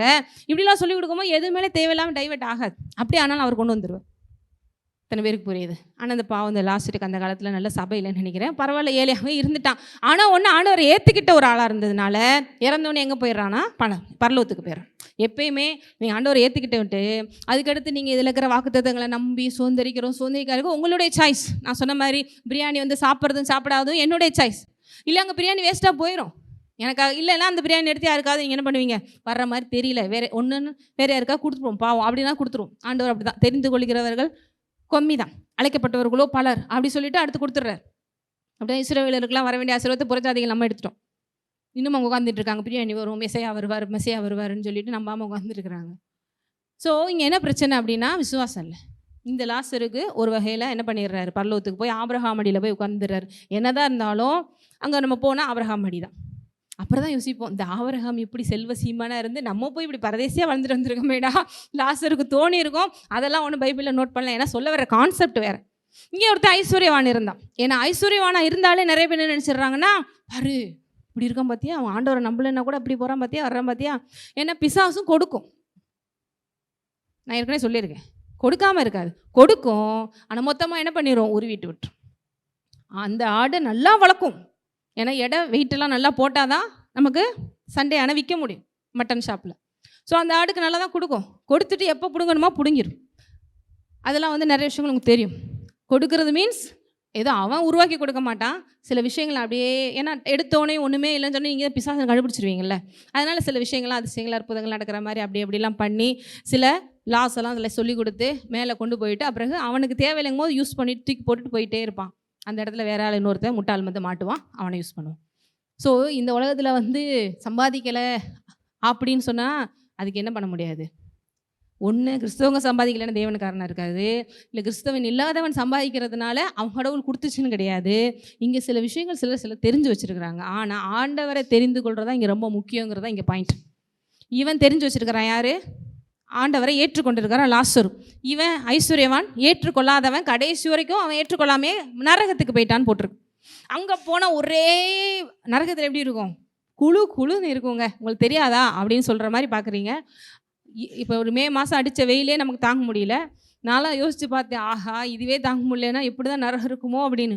அங்கே அவனுக்கு தாங்க முடியாத ஒரு ஹீட்டு. அப்போ என்ன சொல்கிறான், இங்கேருந்து பரலோகத்தில் ஆபிரகாம் மடியில் யார் உட்காந்துருக்கா? இந்த லாசர் உட்காந்து பார்த்து கொஞ்சம் ஏன்னா இங்கே அவன் உலகத்தில் இருக்கும்போது அவன் சாப்பிட்டுட்டு இருக்கும் போது அந்த ஸ்டேபிள்லேருந்து ஏதாவது லைட்டாக கீழே விழுந்து அதை எடுத்து சாப்பிட்டுக்கலாமா அப்படின்னு நினச்சி வெயிட் பண்ணிக்கிட்டு இருந்தார் இந்த லாசர். ஸோ எப்படி பார்த்தாலும் நமக்கு கீழே கீழே போட்டதையா சாப்பிட்டவன் நமக்கு ஏதாவது தருவான் அப்படி சொல்லிட்டு ஒரே ஒரு சொட்டு தண்ணி எனக்கு உன் விரலை நினச்சி கொஞ்சம் வாயில் வையேன், என்னால் தாங்க முடியாத தாகம். ஏன்னா ஹீட் அதிகமாக இருக்கும்போது தாகம் இருக்கும் தானே செய்யும். அப்போ தான் ஆபிரகாம் சொல்கிறார், தயவுசெய்து உங்கள் அந்த லாசரை வச்சு கொஞ்சம் எனக்கு இந்த ஒரு சொட்டு தண்ணி கொடுங்களேன் அப்படின்னு கேட்குறான். யார்? இந்த உலகத்தில் பெரிய ஆளா ஐஸ்வர்யா வாழ்ந்தவன் அங்கே போய். அப்போ ஆபிரகாம் சொல்கிறாரு, இங்கேக்கும் அங்கேக்கும் வர முடியாதுப்பா, இதுக்கும் அதுக்கும் நடுவில் பெரிய கேப் இருக்குது, நான் நினச்சா கூட வர முடியாது. இப்படி ஆகி போச்சா? சரி, இன்னும் ஒன்று செய்யுங்க, எனக்கு என்ன செய்யணும்? நான் தான் அறிவு கட்டத்தனமாக இங்கே வந்துட்டேன், எனக்கு ஒரு 5 பிரதர்ஸ் இருக்காங்க. எத்தனை பிரதரு? 5. பரவாயில்ல, ஒரு நல்ல ஒரு அண்ணனும் இருக்கான். நரகத்தில் கூட யோசிச்சு பார்க்குற பாருங்க. நம்மளா இருந்துச்சுன்னா கூட அனுப்பி விடுப்பா நரகத்தில், அவன் மட்டும் நல்லா இருந்துடலாமா அப்படின்னு சொல்லுவோம். அவங்களுக்காக தயவு செய்து சொல்லுங்க. அதில் என்ன செய்யுங்க? ஆபிரகாம்கிட்ட சொல்கிறான், இந்த லாசரு வச்சுட்டு போய் சொல்ல சொன்னீங்கன்னா கொஞ்சம் புரிஞ்சுப்பாங்க. பக்கத்து வீட்டுக்காரன் இப்படி கீழே கிடந்துவேன், தெரியாதவங்க சொன்ன நம்ப மாட்டாங்க அப்படின்னு சொல்ல. இதெல்லாம் வந்து லூக்கால இருக்குது, நீங்கள் படித்து பாருங்க. அப்போ ஆபிரகாம் கரெக்டாக ஐடியா கொடுத்தப்பா, சரி பண்ணிடலாம் அப்படின்னு சொன்னாருன்னு போட்டிருக்கா? போடலை. அவர் என்ன சொல்கிறாரு? அவங்களுக்கு இந்த வார்த்தைகளும் இந்த வார்த்தைகளை போதிக்கிற ஊழியர்களும் இருக்காங்க, அவங்க போதும்.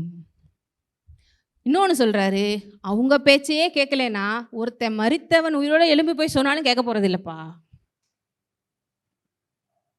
சில பேருக்கு புரியுது. உயிரோடு இருந்து உனக்கு உட்கார்ந்து வச்ச ஆண்டவர் வந்து வார்த்தையும் வார்த்தையை போதிக்கிற உயிர்களையும் கொடுத்து அவங்க பேச்சே நீ கேட்கலனா, ஏன்னா அவன் எப்படி இருக்கிறான்னா கேட்க மாட்டேங்கிற மைண்ட் செட்டில் இருக்கிறான். ஆகவே அவன் போய் சொன்னாலும் அவன் கேட்க போகிறது இல்லை. அதனால் வேஸ்ட் ஆஃப் டைம் அப்படின்னு சொல்லி முடிக்கிறான். எதுக்கு சொல்ல வரேன்னா, இப்படிப்பட்ட அளவிற்கு நம்ம தேவனை நம்பி இருக்கும் பொழுது இந்த உலகத்திலே சந்தோஷமாக வாழலாம். நம்ம என்ன நல்ல ஒரு வெளிப்பாடுகள் உள்ள சபையில் இருக்கிறீங்க, அதனால் உங்களுக்கு எல்லாமே தெரியுது. பரலோகத்துலேயும் போய் ஆபிரகாம் மடியில் உட்கார்ந்த மாதிரி இவங்க இயேசுவின் மடியில் நம்ம உட்காந்துடலாம். ஆனால் அறியாதவர்களுக்கு ஐயோ, இந்த மைண்ட் செட் தாவீதுக்கு இருந்துச்சு. பார்த்தீங்கன்னா, நான் தேவனை அறிந்தவன், நான் தேவனுடைய டீமு, அவன் தேவன் அற்றவன், அவன் ஆஃப்டரால் ஒரு புறஜாதியான், ஆஃப்டரால் அவன் மிருகத்துக்கு சமம்னு சொல்லி நினைக்கிறான். இத்தனை பேருக்கு இப்படி பிரித்து பார்க்க தெரியும். இது வந்துருச்சுனாலே உங்களுக்கு எல்லாமே பார்த்தீங்கன்னா, ஐயோ அது மேலே கண்ணு வச்சிடாத, ஐயோ அவங்க பின்னாடி போயிடாத, ஐயோ அவங்க உன்னை குழப்பிட போகிறாங்களாம் பயப்படவே தேவையில்லை. ஹல்லேலூயா. ஈவன் நம்மளை விட அவங்க பெரிய ஆளாக இருக்கலாம், பெரிய ஒரு போஸ்டில் நம்ம வேர்ல்ட்லேயே நம்பர் 1 இருக்கலாம். ஆனால் அவன் தேவனை அறியாதவன்னா உங்களுக்கு முன்னாடி ஒன்றுமே கிடையாது. எத்தனை பேருக்கு புரியுது? இந்த மைண்ட் செட்டு தான் தாவீதுக்கு இருந்துச்சு. அப்போ இவெல்லாம் விருத்த சேதனம் மற்றும் உடன்படிக்கை இல்லாதவன், இவெல்லாம் எம்மாத்திரம். நிறைய பேர் ஏன் தெரியுமா, உங்களுக்கு சிலர்கிட்டலாம் போய் இவர் தான் ஆண்டவர் ஏற்றுக்கோங்கன்னு சொல்கிறதுக்கு, சுவிசேஷம் சொல்கிறதுக்கு மனசு வர மாட்டேங்கி. அவங்களே காரில் வந்து இறங்குறாங்க, அவங்களே இவ்வளோ பெரிய ஆளாக இருக்காங்க, இவங்கள்ட்ட போய் சொன்னால் என்ன யூஸு? நீ அவனை எப்படி பார்க்கணும்? ஆவிக்குரிய விதத்தில் எனி டைம் இவன் நரகத்துக்கு போகிற ஆளாக இருக்கான், இவனை எப்படியா காப்பாற்றணும்னு நீ பார்த்தா நீ பேச மாட்டே. அப்படி அவனுக்கு சுவிசேஷம் சொல்லணும்னு உனக்கு அந்த அர்ஜ் வரும், அந்த நீட் புரியும். நம்ம எப்படி பார்க்குறோம்? பெரிய பங்களா, இவங்களுக்கு போய் என்ன ஆண்டவர் சொல்ல, நம்ம என்ன நினச்சிக்கிட்டு இருக்கோம்னா அந்த கடைசி வரைக்கும் இந்த ஏழை லாசர் மாதிரியே ஏழையாக இருக்கிறவனுக்கு தான் சுவிசேஷம் போல. எனி டைம் அவன் யார் கையில் இருக்கிறான்? பிசாஸ் கையில் இருக்கிறான். எனி டைம் அவனை கொல்றதுக்கோ ஒன்றுமெல்லாம் பண்ணுறதுக்கோ 1008 சான்ஸ் இருக்குது. என் உலகத்தில் 1008 விஷயங்களை நீங்கள் நியூஸில் பார்த்துட்டு தான் இருக்கிறீங்க. இவ்வளோ பெரிய ஆளாக இருக்கும், திடீர்னு நீங்கள் இப்படி சூசைட் பண்ணி செத்துட்டான் அப்படின்னு பார்க்குறீங்க. இவ்வளோ பெரிய ஃபேமஸ் ஆனால் இவனுக்கு அந்த நிலைமைன்னு பார்க்குறீங்க. இவ்வளோ பெரிய ஆள் இப்படி ஆக்சிடென்ட் ஆகி செத்துட்டான் அப்படின்னு பார்க்குறீங்க. எனி டைம் எதில் இருக்கான் அவன்? பிசாசின் கையில் இருக்கிறனால டெத்துக்கு குறிக்கப்பட்டவனாக இருக்கிறான், டேஞ்சர் ஜோனில் இருக்கிறான். ஆனால் நீங்கள் எப்படி பார்க்குறீங்க? இவனுக்கெல்லாம் எதுக்கு, ஐயோ நம்ம தான் பாவமாக இருக்குது அவங்களுக்கு முன்னாடி அப்படின்னு நினச்சிட்டு, ஏன்னா எதில் பார்க்க தெரில? ஸ்பிரிட்டில் பார்க்க தெரில. ஆனால் இங்கே தாவீது அவ்வளோ பெரிய கோலியாத்தை எப்படி பார்க்குறான்? எல்லாம் ஒரு மிருகத்துக்கு சமம். நான் ஆடு மேய்க்கும் போது நரி வரும், சிங்கம் வரும், அதெல்லாம் பார்த்து பயந்துட்டு இருக்கிறது இல்லை. தேவனோட நாமத்தில் வாய் கிழிச்சிட்டு போயிட்டே இருப்பேன். ஆஃப்டர் நீ அப்படி சொல்லிட்டு போகிறான். அல்லேலூயா. ஏன் நீ கிறிஸ்தவர்களுக்கு மட்டும் இந்த மனப்பான்மை வரமாட்டேங்குதுன்னு தான் எனக்கும் தெரியல. என்னை கூட சிலர் சர்ச்சில் கேட்பாங்க, இவ்வளோ பெரிய ஆனாலும் நீங்கள் வாட்டில் தைரியமாக பேசுகிறீங்க, நீங்கள் இருக்கிற க்ரௌடை விட நாங்கள் வெளியிலலாம் போனீங்கன்னா க்ரௌட் நிறைய, அங்கே யார் யார் வந்து உட்காந்துருப்பாங்கன்னு கூட எனக்கு தெரியாது. ஆனாலும் தைரியமாக பேசுவேன். ஏன்னா நீ ஆண்டவரை அறியாதவன், நான் ஆண்டவரை அறிந்தவன், நான் ஆண்டவருடைய ரெப்ரசன்டேட்டிவ். ஸோ நான் சொல்கிறத கேட்க தான் உன்னே வச்சுருக்கிறாரு. உட்காந்து கேளு, நீ யாராக இருந்தாலும் கேட்குறதான் உன் வேலை. ஸோ இங்கே எதுக்கு பயம் வருது? இங்கே திடீர்னு வந்து ஒரு பெரிய ஆள் உட்காந்தா கூட நான் வாட்டில் பேசிகிட்டு இருப்பேன். உலகத்துலேயே நம்பர் ஒன் ஆள், ஐயோ கொஞ்சம் கூட வந்து பிகாஸ் எனக்கு என் தேவன் யாருன்னு தெரியும், என் தேவனுக்குள்ளே நான் யாருங்கிறது தெரியும், நான் எவ்வளோ மேன்மையான ஆளுன்னு தெரியும். அதனால எனக்கு எந்த விதத்திலும் பயம் இல்லை, தைரியம் ஆட்டோமேட்டிக்காக வரும். இன்னொன்று, சிலர் வந்து உங்களை இப்படி சொல்லிட்டாங்களே, உங்களை அப்படி சொல்லிட்டாங்களே, அதை பற்றியும் கொஞ்சம் கூட கவலை இல்லை. அதுக்கு காரணம் என்ன? நான் பெரிய வேலையை செஞ்சிட்ருக்கிறேன், ஜீவனுள்ள தேவனுடைய வேலையை செய்து கொண்டு இருக்கிறேன். அல்லேலூயா. அது பெரிய பாக்கியமாக நான் செஞ்சிட்ருக்கேன். அதனால அவங்க சொல்கிறதுலாம் எனக்கு பெரிய விஷயமே கிடையாது. ஆஃப்டர் ஆல் ஒரு மனுஷன், அவனுக்கு அறிவு இல்லாதனால தான் அவன் அப்படி பேசிகிட்டு இருக்கான், அவனுக்குள்ளே தேவன் இல்லாதனால தான் அப்படி பேசிகிட்டு இருக்கான். அப்புறம் வந்து உங்களை சுற்றி இப்படி சும்மா நாய் வந்து ஒவ்வொன்று குலைச்சிட்டு போனோம், என்னைய பார்த்து நீ குலைச்சிட்டியா அப்படின்னு டென்ஷன் ஆக மாட்டோம். ஐயோ அப்படின்னு அப்படி நினச்சிட்டு போயிட்டே இருப்போம்.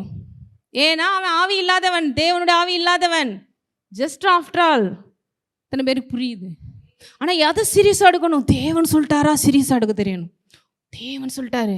நம்ம சாதாரண மனுஷங்களுடைய வார்த்தையை எங்கே ஏற்றிக்கிட்டு அப்படியே குழப்பி அப்படியே டென்ஷன் ஆகி, தேவன் பக்கத்தில் உட்காந்து பயப்படாதம்மா, கலங்காதம்மா, நான் கூட இருக்கேம்மா, அப்படி இருங்க தேவன், எனக்கு கொஞ்சம் அழுதுட்டா வந்துடுறேன் அப்படி சொல்லி அப்படி பண்ணிகிட்டு இருக்கோம். அது காரணம் யாரை எங்கே வைக்கணும், யார் எப்படிப்பட்டவங்கிற எந்த தெளிவும் இல்லாதது. ஆனால் எதுக்கு சொல்கிறேன்னா, தாவீது எப்படி கோலியாத்தை ஜெயிச்சாங்கிற சாதாரண விஷயம் கிடையாது. நீங்கள் இன்றைக்கும் ஒரு ஸ்ட்ராட்டஜி எடுத்து போட்டு பார்த்தீங்கன்னா ஒரு சாதாரண மனுஷனால் செய்ய முடியாது. உங்களுக்கு தாவீதெல்லாம் கோலியாத்தெல்லாம் வர தேவையில்லை. உங்கள் வீட்டில் இருக்கிற சிலரே போதுங்கிற அளவுக்குலாம் நீங்கள்லாம் அடி வாங்கிட்டு உட்காந்துருக்கிறீங்க. ஆனால் கோலியாத் லிட்டரெலாம் வந்து ஜெயிக்கிற பெரிய விஷயம். நம்ம சின்ன பிள்ளையில விபிஎஸ்ல சொல்லி கொடுத்துடலாம், அடிச்சாரா கீழே விழுந்துட்டானா கைத்தட்டுன்னு. ஆனால் உண்மையில அது ப்ராக்டிக்கலாக இம்பாசிபிள். ஆனால் எப்படி பாசிபிள் ஆச்சுன்னா, ஃபஸ்ட்டு எதை குறித்த அறிவு? என் தேவன் ஜீவன் உள்ளவர், நான் உண்மையான தேவனை நம்பி இருக்கிறேன். செகண்ட், நான் தேவனுடைய உடன்படிக்கையில் இருக்கிறேன். இன்றைக்கி நம்ம சொல்லலாம், நான் அவட பிள்ளை. எத்தனை பேருக்கு புரியுது? என்கிட்ட மோதுனா அவனுக்கு தாண்டா ஆபத்து. இந்த மைண்ட் செட்டில் எத்தனை பேருக்கு வருது? இந்த கல்லின் மேல் மோதுகிறவன் நொறுங்கிப்போ. நீங்கள் வந்து ஒன்றுமே இல்லாதவங்களா இருந்தால் கூட இந்த மாதிரிலாம் உங்களுக்கு யோசிக்க வருதுன்னா உண்மையிலே நீங்கள் வந்து கரெக்டாக போயிட்டுருக்கீங்க. என்கிட்ட மோதுறாங்களா, பிசாசாக இருந்தாலும் சரி, மனுஷனாக இருந்தாலும் சரி, பாவம் அவனுக்கு தான். ஏன்னா கல் மேலே வந்து டொமு டொமுன்னு மோதுனா யாருக்கு ரத்தம் வரும்? மோதுறவனுக்கு தான் ரத்தம். ஏன்னா அவன் ஃப்ளஷில் இருக்கிறான். இத்தனை பேருக்கு புரியுது? இங்கே சில நேரங்கள் கிறிஸ்தவர்கள் விட்டு கொடுக்கறதுனாலையோ அமைதியாக போகிறதுனாலையோ இழிச்சவாய் கிடையாது, ஆண்டவருக்கா சில விஷயம் பொறுக்கிறோம். ஆனால் வேண்டாம், மோதணும், யுத்தம்னு முடிவு பண்ணிட்டா ஜெயம் நம்முடையது. இங்கே கோலியாத் முடிவு பண்ணுறான், நீ என்ன பண்ணிட்ட, ஒரு பெரிய தப்பு பண்ணிட்ட. சவுலை பேச சொல்லியிருந்தா கூட பேசாமல் இருந்திருக்க மாட்டேன், இல்லை எங்கள் அண்ணன்மாருங்க பாரு நிற்கிறேன் அவங்கள பற்றி சொல்லியிருந்தா கூட நான் பேசாமல் இருந்திருக்க மாட்டேன். சரி போனா போது அப்படி சொல்லியிருந்திருப்பேன். நீ யாரை பற்றி பேசிட்ட? இத்தனை பேருக்கு இந்த விஷயத்துலலாம் கொஞ்சம் வைராக்கியம் வருது. நான்லாம் என்னங்க பண்ணுறது, அவங்களெல்லாம் பகைச்சிக்கிட்டா கஷ்டம் அப்படின்னு நினச்சிட்டு. ஆனால் இதெல்லாம் உண்மையிலேயே நீங்கள் தேவனுக்குள்ளே இருந்தீங்கன்னா இதெல்லாம் வரும், ஆட்டோமேட்டிக்காக வரும். யாரும் நான் வந்து சொல்லிக் கொடுக்கணும்னு தேவையில்லை. ஸோ எனக்கு என்ன வருது, தேவனுடைய சேனைகளை நிந்திக்கிறதுக்கு விருத்த சேதனம் இல்லாத இந்த பெலிஸ்தியன், அதற்கு ஜனங்கள் அவனை கொள்ளுகிறவனுக்கு இன்னபடி செய்யப்படும்னு சொல்லி வார்த்தைகளே சொல்கிறாங்க. அந்த மனுஷனுடைய அவன் பேசி கொண்டிருக்கிறதை மூத்த சகோதரன் எலியாப் கேட்டபோது தாவீதின் மேல் கோபம் வந்துருச்சு. டே என்னடா இது, உன் தம்பி வந்து இப்படி பேசிகிட்டு இருக்கான் தெரியுமா? ஐயோ என் தம்பியை வந்து பேசிகிட்டு இருக்கான், இந்த வரேன் அப்படி சொல்லிட்டு அம்மா எலியாப் வந்து தாவீது, ஏன்னா நமக்கு நல்ல ஒரு அண்ணன் போல், அவருக்கு வந்து ஒன்றும் புரியல, ஆனாலும் ஒரு கேரிங், என்ன நடந்துட்டு இருக்கு, நாங்களே உட்காந்துருக்கோம், சவுல் ராஜா முத கொண்டு நடுங்கிட்டு உட்காந்துருக்காரு, நீ என்னடா உனக்கெல்லாம் முத கத்தியை கூட பிடிக்க தெரியாது, என்ன பேசிக்கிட்டு இருக்க நீ, உன்னையால் எங்களுக்கும் டென்ஷன் ஆகுது, முத போடா. நம்ம ஊரில் அந்த உப்புக்கு சப்பானிலாம் ஒரு ஆளை வச்சிருக்கிற மாதிரி இவன் நினச்சிட்டாங்க. யாரை? தாவீதை. நம்ம சில நேரம் விளையாட்டில் அந்த காலத்தில் என்னை பேச உப்புக்கு சப்பானியாவும் சேர்த்துக்கோங்களேன் அப்படின்லாம் சில நேரம் கேட்போம்.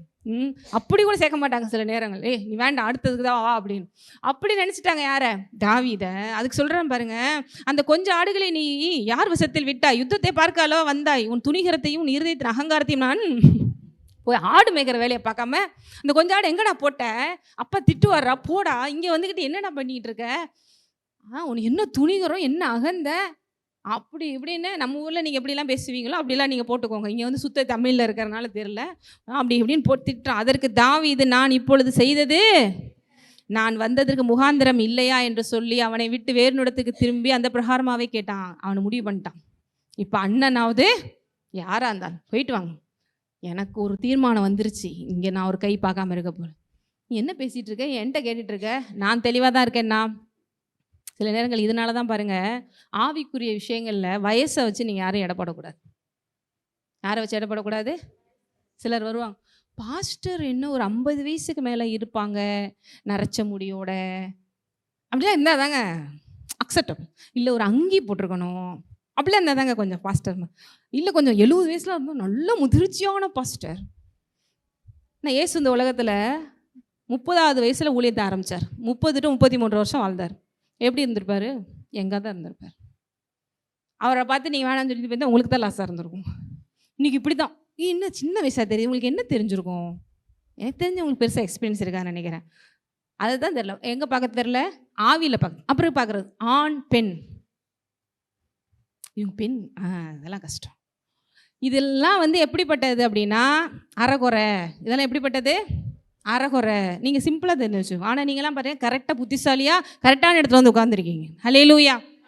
ஏன்னா உங்களுக்கு மாம்சத்தில் பார்க்காம ஆவியில் பார்த்து கரெக்டாக புரிஞ்சுக்கிட்டீங்க. எத்தனை சர்ச் இருந்தாலும் இதாண்டா கடவுள் வச்சிருக்கிற நம்ம கரெக்டான இடம் அப்படின்னு சொல்லி. உண்மையிலே நீங்களாம் புத்திசாலிகளார், நான் பாராட்டுறேன். நிறைய பேருக்கு அப்படி இல்லை, அப்படி இருக்கணும் இப்படி இருக்கணும், வயசானவங்களாக இருக்கணும். இங்கே தாவீதுக்கும் அவங்க அண்ணனுக்கும் எவ்வளோ வயசு வித்தியாசம். ஆனால் உண்மையிலேயே யாருக்குள்ள தேவன் இருந்து ஜெயத்தை கொண்டு வராரு? தாவீதுக்குள்ள. இளையவனை தெரிந்தெடுக்கிறார், மூத்ததுக்கு மரமண்டைக்கு ஒன்றும் புரியலை. வயசு மூத்தவங்களாம் வந்து இருந்து என்ன பண்ண முடியும்? என்ன வேணும்? உள்ள ஸ்பிரிட்டில் மெச்சூரிட்டி வேணும். அதனால தான் எப்பயுமே ஆவியில் நீ பாருன்னு சொல்கிறது. ஒரு வீட்டில் கூட ஒரு சின்ன பையன் எந்திரிச்சு ஏதாவது ஒன்று, நீயே சின்ன பையன், உனக்கு என்ன தெரியும்? எங்கள் வீட்டிலலாம் அப்படி தான். இப்போ கூட ரிலேஷன்ஸில் நம்ம தான் இப்போ ஒரு பாஸ்டராகி நம்ம ஒரு சபையை நடத்தி சொன்னால் கூட, நாங்கள் சொல்கிறது நீங்கள் கேளுங்க அப்படி தான் சொல்லுவாங்க. நான் தான் பைபிள் படிக்கவே சொல்லி கொடுத்தேன் அப்படின்னு சொல்கிறவங்களே இருக்காங்க. ஏன்னா அவங்களுடைய அந்த வே ஆஃப் திங்கிங் எப்படி இருக்குன்னா, நமக்கு முன்னாடி இது சின்ன பிள்ளை, அதுதான் தப்பு பண்ணுறோம் நம்ம. ஆனால் எங்கள் அம்மா அதில் பெரிய புத்திசாலி. அதனால தான் அவங்க அடுத்து க்ரோத் ஆகி போயிட்டே இருக்காங்க. எது சொன்னால் கரெக்டாக இருந்தால் கரெக்டாக கேட்டுட்டு போயிட்டே இருக்காங்க. பிள்ளை தான் சொல்லுது, அவங்க தான் சொல்லுதுன்னா இல்லை, சொல்கிறாங்களா கரெக்டாக பார்த்துக்குறோம். அதை புத்தி உள்ள ஸ்திரீ நாடு. தாவீதுக்குள்ள தேவன் இவ்வளோ பெரிய ஆளாக இருக்கிறாரு. ஸ்பிரிட்டில் யார் இங்கே உண்மையிலே? அண்ணன் தாவீது அண்ணனாக இருக்கிறான், அண்ணன் தம்பியாக இருக்கிறான். ஆனால் புரியல வெளியில் இருக்கிற சவுலுக்கு. ஆனால் புரியுது ஒரு இடத்துல, இவனுக்குள்ள இவ்வளோ தூரம் வீரம் இருக்குன்னா இவன் ஏதோ செய்ய போகிறான், செய்ய முடியும் அப்படின்னு அனலைஸ் பண்ணி தான் உண்மையிலே கோலியாத்துக்கிட்ட மோதவே விடுறான். அதனால நீங்களாக இருந்தாலும் சின்ன பிள்ளையோ பெரிய பிள்ளையோ எப்படி பாருங்கள்?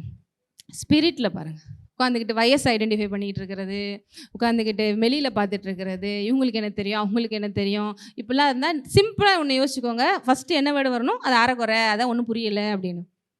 எத்தனை பேருக்கு புரியுது? உங்களுக்கு புரியுது. ஸோ இங்கே அதனால் அவன் சொல்கிறான். அப்போ அவன் சொல்கிறான், ஃபஸ்ட்டு இந்த மாதிரி தேவையில்லாமல் பேசி உங்களை குழப்பி ஆண்டவருடைய காற்றை தடை பண்ண வர்றாங்களா? இங்கே தாவீது செஞ்ச உடனே நீங்கள் செய்யணும். என்ன செஞ்சான் பாருங்கள்? அவன் கூட பேசுகிறத விட்டுட்டு இன்னொருத்தவங்க கூட போய் பேச ஆரம்பிச்சிட்டான். எத்தனை பேருக்கு புரியுது? ஏன்னா அவனுக்கு உட்கார வச்சு நான் புரிஞ்சுக்கிட்டு இருந்தேன். இங்கே அவ்வளோதான் முடிஞ்சு போச்சு கதை. உனக்கெல்லாம் சொல்லி புரியுங்க. ஏன்னா சிலர்லாம் வந்து என்ன சொல்கிறது, நான் சொல்கிறதா ரைட்டுன்னு உட்காந்துருப்பாங்க. அதனால தான் அடிக்கடி நான் சொல்லுவேன், தூங்குறவங்கள கூட எழுப்பிடலாம் அடிங்க. சிலருக்குலாம் நான் புரிய வச்சு நான் செஞ்சு என் வாழ்க்கை முடிஞ்சு போயிருப்பா, நான் கிளம்பி ஆயிடுவேன், நான் கிளம்பன் ஆயிடுவேன். உனக்கு வரலையா ஒதுங்கு, நான் யார்கிட்ட பேசணும் பேசிக்கிறேன்னு காரியத்தில் கண்ணா இருக்கிறான். இங்கே பாருங்க, அதற்கு தாவீது, நான் இப்பொழுது செய்தது என்ன? இப்போ என்ன செஞ்சுட்டேன்?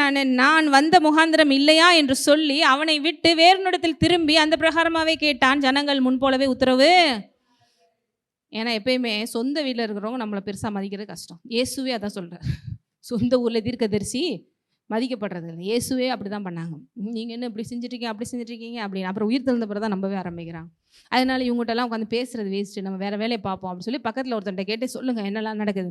அப்புறம் பாருங்கள் 32, தாவீது சவுலை நோக்கி, இவன் நிமித்தம் ஒவ்வொருடைய இருதயமும் கலங்க வேண்டியது உம்முடைய அடியானாகிய நான் போய் இந்த பெலிஸ்தியனோட யுத்தம் பண்ணுவேன். யாருக்கு போய் யார் ஆறுதல் சொல்கிறா? ராஜாக்கு. இத்தனை பேருக்கு நான் சொல்கிறதெல்லாம் புரியுது. விசுவாசம்னா இப்படியெல்லாம் செய்ய வைக்கும். நீங்கள் விசுவாசி அப்படின்னு சொல்கிறீங்கன்னா அந்த சூழ்நிலை கண்டு பயப்பட மாட்டீங்க. செகண்ட், நான் விசுவாசிக்கிறவர் இன்னார் என்று அறிவேன் பவுல் சொல்கிறார் இல்லையா, அந்த கான்ஃபிடென்ட் இருக்கும். இன்னொன்று, விசுவாசத்தில் எவ்வளோ பெரிய ஆளாக இருந்தாலும் துணிகரமாக போய் நீங்கள் பேசுவீங்க. அந்த செயலை செய்கிறதுக்கு நீங்கள் தனியாக போனாலும் நிற்பீங்க. உங்கள் கூட யார் இல்லாட்டாலும் தனியாக இருந்தாலும் தைரியமாக இருப்பீங்க. எத்தனை பேருக்கு புரியுது? ஐயோ என் வீட்டில் என்னை ஒத்துக்கலையே, ஐயோ எங்கள் அண்ணனே இப்படி சொல்லிட்டானே, எங்கள் அண்ணன் இவ்வளோ கூட என் கூட இருந்தான், தம்பின்னு கொஞ்சமாவது என்னை நம்புறானா அப்படி சொல்லி ஃபீல் பண்ணியெல்லாம் அழலை. சரி ஒதுங்க நான் வேறு வேலையை பார்க்க போகிறேன் அப்படி சொல்லிட்டு போயிட்டே இருக்கிறான். இங்கே நமக்கு அழுது ஃபீலிங் பண்ணி அவ்வளோதான், வயசாகிட்டே போகுது நமக்கும். எத்தனை பேரை கொண்டு வர்றதுக்குள்ளே தாவீது பார்த்தா செட் ஆகாது, போயிட்டே இருப்போம் என்ன அப்படி சொல்லி, நம்ம நல்லா இருந்தால் தான் நாளைக்கு இவங்களாவது வந்து காப்பாற்ற முடியும், முன்னேறி போவோம் அப்படி சொல்லிட்டு சவுலை பார்த்து பயப்படாதீங்க. இதெல்லாம் நீங்கள் இமேஜின் பண்ணணும். இவர் பிஎம்ஓ சிஎம்ஓ இருக்காங்க, பயப்படாதீங்க அப்படி சொல்லணும்னா அதுக்கு ஒரு தைரியம் வேணும். அப்போ பாருங்க, உங்கள் இருதயம் யார் இவன் நிமித்த கலங்காது இருப்பாயாக, நான் போய் இந்த பெலிஸ்தியனோட யுத்தம், எங்கேயாவது ஒரு யுத்தத்துக்கு ஒரு ஆள் போய் நான் பார்த்துக்கிறேன்னு சொல்றது எவ்வளோ பெரிய விசுவாசம் நினைக்கிறீங்க? விசுவாசத்தில் ஆனால் இப்படி வரும், வீரம் வரும். விசுவாசத்தில் என்ன இருக்கும் ஆட்டோமேட்டிக்காக, ஆனால் மற்றவங்களால நம்பவே முடியாது. அதெல்லாம் நீ கவலைப்படாதீங்க. பக்கத்தில் உங்க பார்த்து சொல்லுங்க, யார் நம்மளே, நீ கவலைப்படாத, நீ முன்னேறிப்போ. அல்லேலூயா. இன்னுங்க இவங்களாம் நம்ப மாட்டேங்கிறாங்க, ஒரு ஆளாக நம்புகிறாங்களா, உனக்கு என்ன? அவங்களுக்கு புரியலை. ஸோ உனக்கு புரியுதா, நீ போயிட்டே. அப்போ என்ன நடக்குது? அப்பொழுது சவுல் தாவீதை நோக்கி, நீ இந்த பெலிஸ்தியனுடைய யுத்தம் பண்ண உன்னால் ஆகாது, நீ இளைஞன், அவனோ தன் சிறு வயது முதல் யுத்த. இப்படி அடிக்கடி உங்களை கூப்பிட்டு வச்சு இப்படிலாம் சொல்லிட்டே இருக்காங்களா? அதெல்லாம் கஷ்டம், வேண்டாம் விட்டுரு. அதெல்லாம் கஷ்டம், வேண்டாம் விட்டுரு. போகிற இடம்லாம் எங்க. அப்புறம் தான் பாருங்க சொல்கிறான் தாவீது சவுலை பார்த்து, உம்முடைய அடியான் என் தகப்பனுடைய ஆடுகளை மேய்த்து கொண்டிருப்போ, ஒரு விசை சிங்கமும் ஒரு விசை கரடியும் வந்து மந்தையிலிருந்து ஆட்டை பிடித்து கொண்டது. அதை தொடர்ந்து போய் அதை அடித்து அதன் வாய்க்கு தப்புவித்தேன். என் மேல் பாய்ந்த போது தாடியை பிடித்து கடித்து அடித்து கொன்று அந்த சிங்கத்தையும் கரடியும் உடைய அடியானை நான் கொன்றேன். விருத்த சேதனமில்லாத இந்த பெலிஸ்தியனும் அவைகளில் ஒன்றை போல அவன் ஜீவனுள்ள தேவனுடைய சேனைகளை, ஒரே விஷயம் தான் அவன் மண்டைக்குள்ள ஓடிட்டே இருக்கு, ஜீவனுள்ள தேவனை செஞ்சிட்டான். இதுக்கு பதில் நான் சொல்லி ஆகணும். இதுக்கு நம்ம வந்து அடிபணிஞ்சு போயிட்டோன்னா என் தேவனே இல்லைன்னு அவன் ஏற்கனவே சொல்லிட்டு இருக்கான். உங்கள் ஊரில் தேவன் இருக்கா, அப்போ உங்கள் ஊரில் கடவுள் இருக்கா, உங்கள் ஊரில் சாமி இருக்கா, இன்னும் உங்கள் சாமி உங்களை காப்பாற்றாதா, உங்கள் சாமி உங்களுக்கு ஒன்றும் செய்யாதா, நீங்கள்லாம் வந்து இவ்வளோ வேஸ்ட்டா, அப்படி எப்படி பேசிக்கிட்டு இருக்கான். இங்கே நம்ம விட்டு கொடுத்து போனால் யார் அசிங்கப்படுத்தின மாதிரி, கடவுளை அசிங்கப்படுத்தின மாதிரி. எனக்கு ஒரே பாயிண்ட்டு, கடவுள் பேசிட்டான், நான் விட போகிறதில்ல. எனக்கு இவன் ஆஃப்டர் ஆல் மறுபடியும் சொல்கிறான், இவன் விருத்த சேதனம் இல்லாத ஒரு ஜஸ்ட் ஆஃப்டர் ஆல் ஒருத்தன், ஒரு மிருகத்தை போல. விசுவாசிக்கிறவனை பாருங்க, இவ்வளோ பெரிய பிரச்சனை எப்படி பார்க்குறான். விசுவாசத்தோட கம்பேர் பண்ணிக்கிட்டே வாங்க தாவீதினுடைய லைஃப்பில் நடந்ததை. இன்னைக்கு எவ்வளோ பெரிய பிரச்சனை, எவ்வளோ பெரிய விஷயமா இருந்தாலும் இப்படி எத்தனை பேருக்கு பார்க்க தெரியும். ஆனால் இது உலக பிரகாரமாக பார்க்குறவங்களுக்கு பைத்தியம். ஆமாவா இல்லையா? இந்த பையனுக்கு தேவையில்லாத வேலைங்க, கண்டிப்பாக பீஸாக ஆக்க போகிறான் அந்த கோலியாத். இன்னைக்கு லெக் பீஸு தான், தாவீது லெக் பீஸை தான் வந்து உட்காந்துருக்க போகிறாங்க, கண்டதனமாக வெட்டி போட போகிறான். அவங்க அண்ணன்மார்கள்லாம் கூட்டத்தில் என்ன பேசியிருப்பாங்க, என்னெல்லாம் சொல்லியிருக்கலாம்னு நினைக்கிறீங்க? வேற சொல்லுங்க, வேற என்ன சொல்லியிருக்கலாம்னு நினைக்கிறீங்க? இப்படி உட்காந்து சவுல்கிட்ட பேசிட்டு இருக்கும்போது அவங்க அண்ணன்மார்களுக்கு, ஏற்கனவே மூத்த அண்ணன் வந்து சொன்னான், இன்னும் 8 பேர்ல இன்னும் 7 பேர் வேறு இருக்காங்க, என்ன பேசியிருப்பாங்கன்னு நினைக்கிறீங்க? நீங்களே இப்படி இருக்கீங்க, அவங்கள பார்த்து என்ன நினைப்போம்? என்னங்க சொல்லவே மாட்டேங்கிறேன். தேவையில்லாத, கரெக்டு, அதான் ஃபஸ்ட்டு சொல்லுவோம். இது தேவையில்லாத. கண்டிப்பாக இன்றைக்கி வீட்டில் நம்ம வீட்டில் ஒரு சாவு விழுந்துச்சுன்னு வச்சுக்கோ, அப்பாட்ட சொல்லி வச்சுருவோம், முடிஞ்சு போச்சு. ஒருவேளை அவன் சொந்தக்காரங்க தான், அவன் அண்ணன் தம்பி நம்மளையும் வேறு கொண்டுருவானோ. புரியுதா? புரியல. தாவீதுக்கு வீட்டில் இருக்கிற எல்லாரையும் கூட்டுவாடா, அவன் மேலே இருக்கிற கோவத்தில் உங்களையும் சேர்த்து கொல்ல போகிற, ஐயோ நம்ம யாருன்னே தெரியாது சொல்லிடுவோம். நான்லாம் அவனை அண்ணன், ஆஹா எனக்கு தெரியாதே அப்படின்னு ஓடிடலாம். இப்படியெல்லாம் யோசிக்கும் மூளை. ஒரு பிரச்சனைன்னு வந்தால் தான் அவங்களை சுற்றி இருக்கிறவங்க இருக்காங்களா இல்லையான்னு உங்களுக்கே தெரியும். என்னெல்லாம் யோசிப்பாங்க, நமக்கு தெரியாது சொல்லிடலாங்க, இவனே தெரியாது பக்கத்து வீட்டுக்காரன்னு சொல்லிடலாம், அப்படிலாம் கூட யோசிச்சிருக்கலாம். செத்தோம், இவனால் நம்ம எல்லாரையும் சாகடிக்க போகிறான், நம்ம மொத்த இஸ்ரேலையும் கூட அழிச்சிடலாம் இவன் மேலே இருக்கிற கோவத்தில் அப்படின்னு. ஏன்னா இவனை டீஸ் பண்ணி ஒருவேளை நடக்காமல் போச்சுன்னா அந்த கோவத்தில் என்னன்னாலும் இவங்க பண்ணுவாங்க. அப்போ அடிமையாக போக போகிறோம், நம்மளை வச்சு செய்ய போகிறாங்க, என்னென்னமோ தோணியிருக்கும். நீ அவன் சொல்கிறான், இவங்கெல்லாம் ஒன்றுமே கிடையாது. எப்படி விசுவாசம் எப்படி பார்க்குது? இன்றைக்கி நீங்கள் விசுவாசிக்கிறீர்களான்னு கேட்டால், ஆம் நாங்கள் விசுவாசிக்கிறோம் அப்படின்றீங்க. உங்கள் விசுவாசம் எப்படிப்பட்டது என்று இந்த கதையில் வச்சு நீங்கள் கம்பேர் பண்ணி பார்த்துக்கோங்க. வீரம் இருக்கா, தைரியம் இருக்கா, எந்த சூழ்நிலையும் பயப்படாமல் நிற்க முடியுதா, ஃபஸ்ட்டு தேவன் யாருங்கிற அந்த அறிவு இருக்கா, தேவனுக்குள்ளே நான் எப்படிப்பட்டவனா இருக்கிறேங்கிற அந்த அறிவு இருக்கா, ஆகவே எனக்கு என்ன நடக்குங்கிற அறிவு இருக்கா, என்னை சுற்றி இருக்கிறவங்க எத்தனை பேர் எவ்வளோ விஷயம் பிரச்சனையாக இருந்தாலும் அது தேவனுக்கு முன்பாக எப்படி அப்படிங்கிற அறிவு இருக்கா, இதெல்லாம் பார்க்க தெரிஞ்சிச்சுன்னா உண்மையிலே நீங்கள் சூப்பராக போயிட்டுருக்கீங்க. இத்தனை பேருக்கு நான் சொல்கிறது புரியும். அடுத்து பாருங்கள், பின்னும் தாவீது என்னை சிங்கத்தின் கைக்கும், எல்லாரும் சேர்ந்து படிங்க 37 அதாவது பழைய ஏற்பாட்டில் 363வது பக்கத்தில் 37ன்னு போட்டிருக்குல்ல. இப்போ சொல்கிறாரு பாருங்க, முக்கியமான ஒரு கன்ஃபெஷன். என்னை சிங்கத்தின் கைக்கும் கரடியின் கைக்கும் தப்புவித்த கர்த்தர் இந்த பெலிஸ்தனுடைய கைக்கும், ஹல்லேலூயா. இதுதான் பாருங்க தேங்க்ஸ் கிவிங்கில் வருது பாருங்க. என்னை எல்லாத்துலையும் காப்பாற்றினார்ப்பா, அந்த தேவன் இப்போயும் காப்பாற்றுவார். இதுதான் விசுவாசம், இதுதான் விசுவாசம். இன்னைக்கு நீங்கள் சொல்லலாம், கோலியாத்தை முறியடிக்க வைத்த தேவன் என்னை முறியடிக்க வைப்பார், தாவீதை ஜெயிக்க வைத்த தேவன் என்னை ஜெயிக்க வைப்பார்.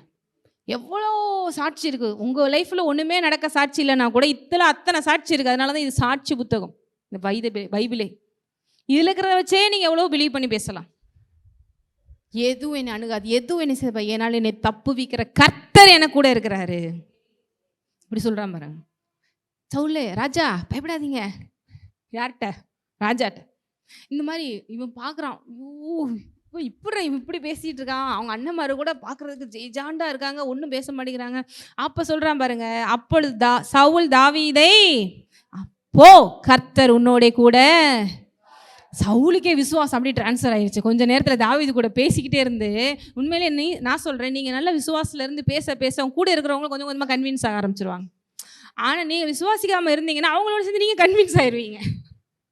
ஆமாம்ல, கொஞ்சம் பயமாக தானே இருக்குது, ஆமாம் இதுதானே நான் சொன்னேன் அப்படி சொல்லி, அப்படியா இப்படியா சொல்லி கொஞ்சம் நேரத்தில் நம்ம எங்கேயோ போயிட்டுருக்கோண்டா அப்படின்னு. ஆனால் இப்போ கேளுங்க, உங்கள் வீட்டில் பக்கத்தில் உங்கள் வீட்டில் உங்கள் சூழ்நிலையில் உங்களை சுற்றி இருக்கிறவங்க மத்தியில் நீங்கள் இன்ஃப்ளூயன்சராக இருக்கீங்களா, இல்லை உங்களை இன்ஃப்ளூயன்ஸ் பண்ண விடுறீங்களா? புரியுதா? இன்ஃப்ளூயன்சர் அப்படின்னா நீங்கள் அந்த இடத்துல ஆதிக்கம் செலுத்துறது. மற்றவங்க ஆதிக்கம் செலுத்துகிற மாதிரி நீங்கள் இருக்கீங்களா, இல்லை நீங்கள் விசுவாசத்தில் மேற்கொள்கிறவங்களா இருக்கீங்க? இங்கே ஜெயம்லாம் வர்றதுக்கு முன்னாடி இவ்வளோ விஷயம் நடக்கணுங்க. தாவீதுட்டு சவுல்கிட்ட போய் சொல்கிறாரு. இப்போ சவுலுக்கே ஒரு கன்வின்ஸ் ஆகிட்டார். ஆமாம்ல, இவனை மாதிரி நம்மளும் யோசிக்கக்கூடாது, இந்த பையன்ட்ட ஏதோ ஒன்று இருக்குப்பா, பிசாம இவனை போக சொல்லுவோம் அப்படின்னு சவுல் ராஜா என்ன பண்ணுறாரு? பெர்மிஷன் கொடுக்குறாரு. எத்தனை பேருக்கு புரியுது? சுவாசம் வரும்போது எத்தனை பேரை மாற்றுதுன்னு பாருங்க. அப்போ போ, கர்த்தர் உன்னோடே. சவுல் தாவீதுக்கு மறுபடியும் சரி என்னதான் இருந்தாலும் சின்ன பையன் சொல்லி அவங்களுடைய அந்த ட்ரெஸ்ஸஸ்லாம் போட்டு விட்டு போயிட்டு வா அப்படின்னு சொல்லி அனுப்புகிறாங்க. அவன் போட்டு பார்க்குறான், நடந்து பார்க்குறான், என்ன ஆகுது? தொலைன்னு இருக்குது, ஒன்றும் செட் ஆகாது. இல்லை ராஜா, எனக்கு சிம்பிள், இதெல்லாம் ஒன்றும் வேண்டாம். எனக்கு மறுபடியும் சொல்கிறான், எனக்கு ஆடு மேய்க்கும் போது ஒரு டெக்னிக் தெரியும், நான் ஒன்று செய்வேன். என்ன செய்வேன் அப்படின்னா, இந்த கையில் வச்சுருக்கேன் பாருங்கள், கவனு, ஒரு கல். கண்டிப்பாக இதெல்லாம் ஒரு வாரில் ஒரு ஸ்ட்ராட்டஜியாக நீங்கள் யூஸ் பண்ண முடியுமானா பைத்தியம் கூட அது செய்யாது. இன்றைக்கி நம்ம கிறிஸ்தவர்களுக்கு இதெல்லாம் ஹோலி ஸ்டோரிஸ், அதனால நம்ம செய்வோம். ஆனால் நீங்கள் இந்த மாதிரி ஏதாவது ஒன்று செய்ய சொன்னோம்னா செய்வீங்களா? டிங்கின்னு எடுத்து காமிக்கிறீங்க.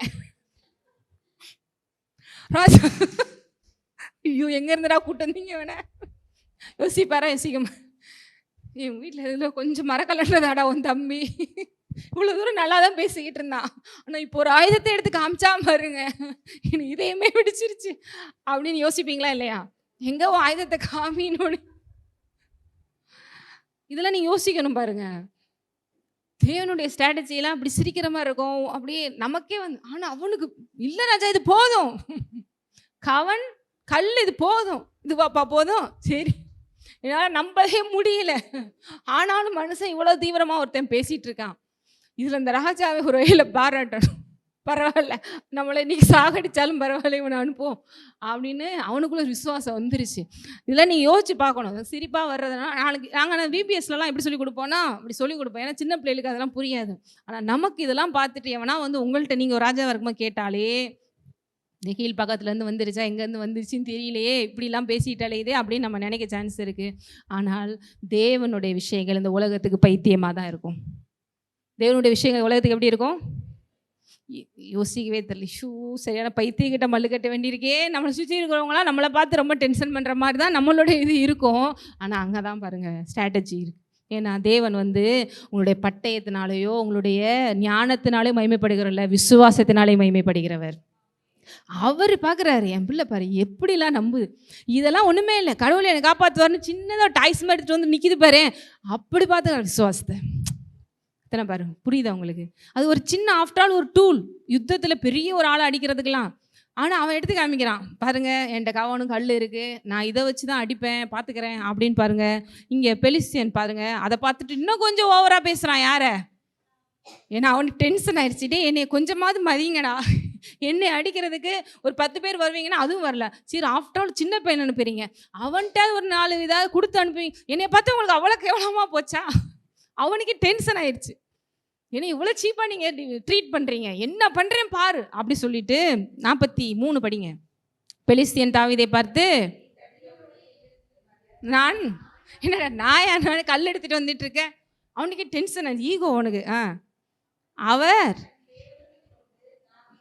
சபிக்கிறான். எப்படி? அவனோட ஊரில் அவன் கும்பிட்டதெல்லாம் வச்சுக்கிட்டு விளங்காமல் போகும். சபித்தான்னா என்னென்ன கெட்ட கெட்ட வார்த்தை வருமோ நம்ம ஊரில் பேசுவாங்கல்ல, அந்த மாதிரிலாம் பேசி டென்ஷன் ஆயிடுச்சு அவனுக்கு. அடுத்து ம் ம் ம் ம்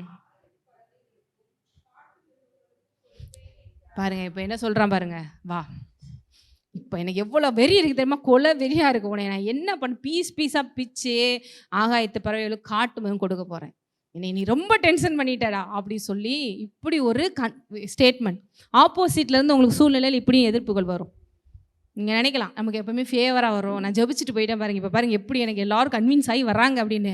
அப்படி உன்னை என்ன பண்ணுறேன் பாரு அப்படின்னு சொல்லி பிசாசு வருவான். அப்போ தாவீது என்ன சொல்கிறான் பாருங்க, பெலிஸ்தியனை நோக்கி ம் ம் ம் ம்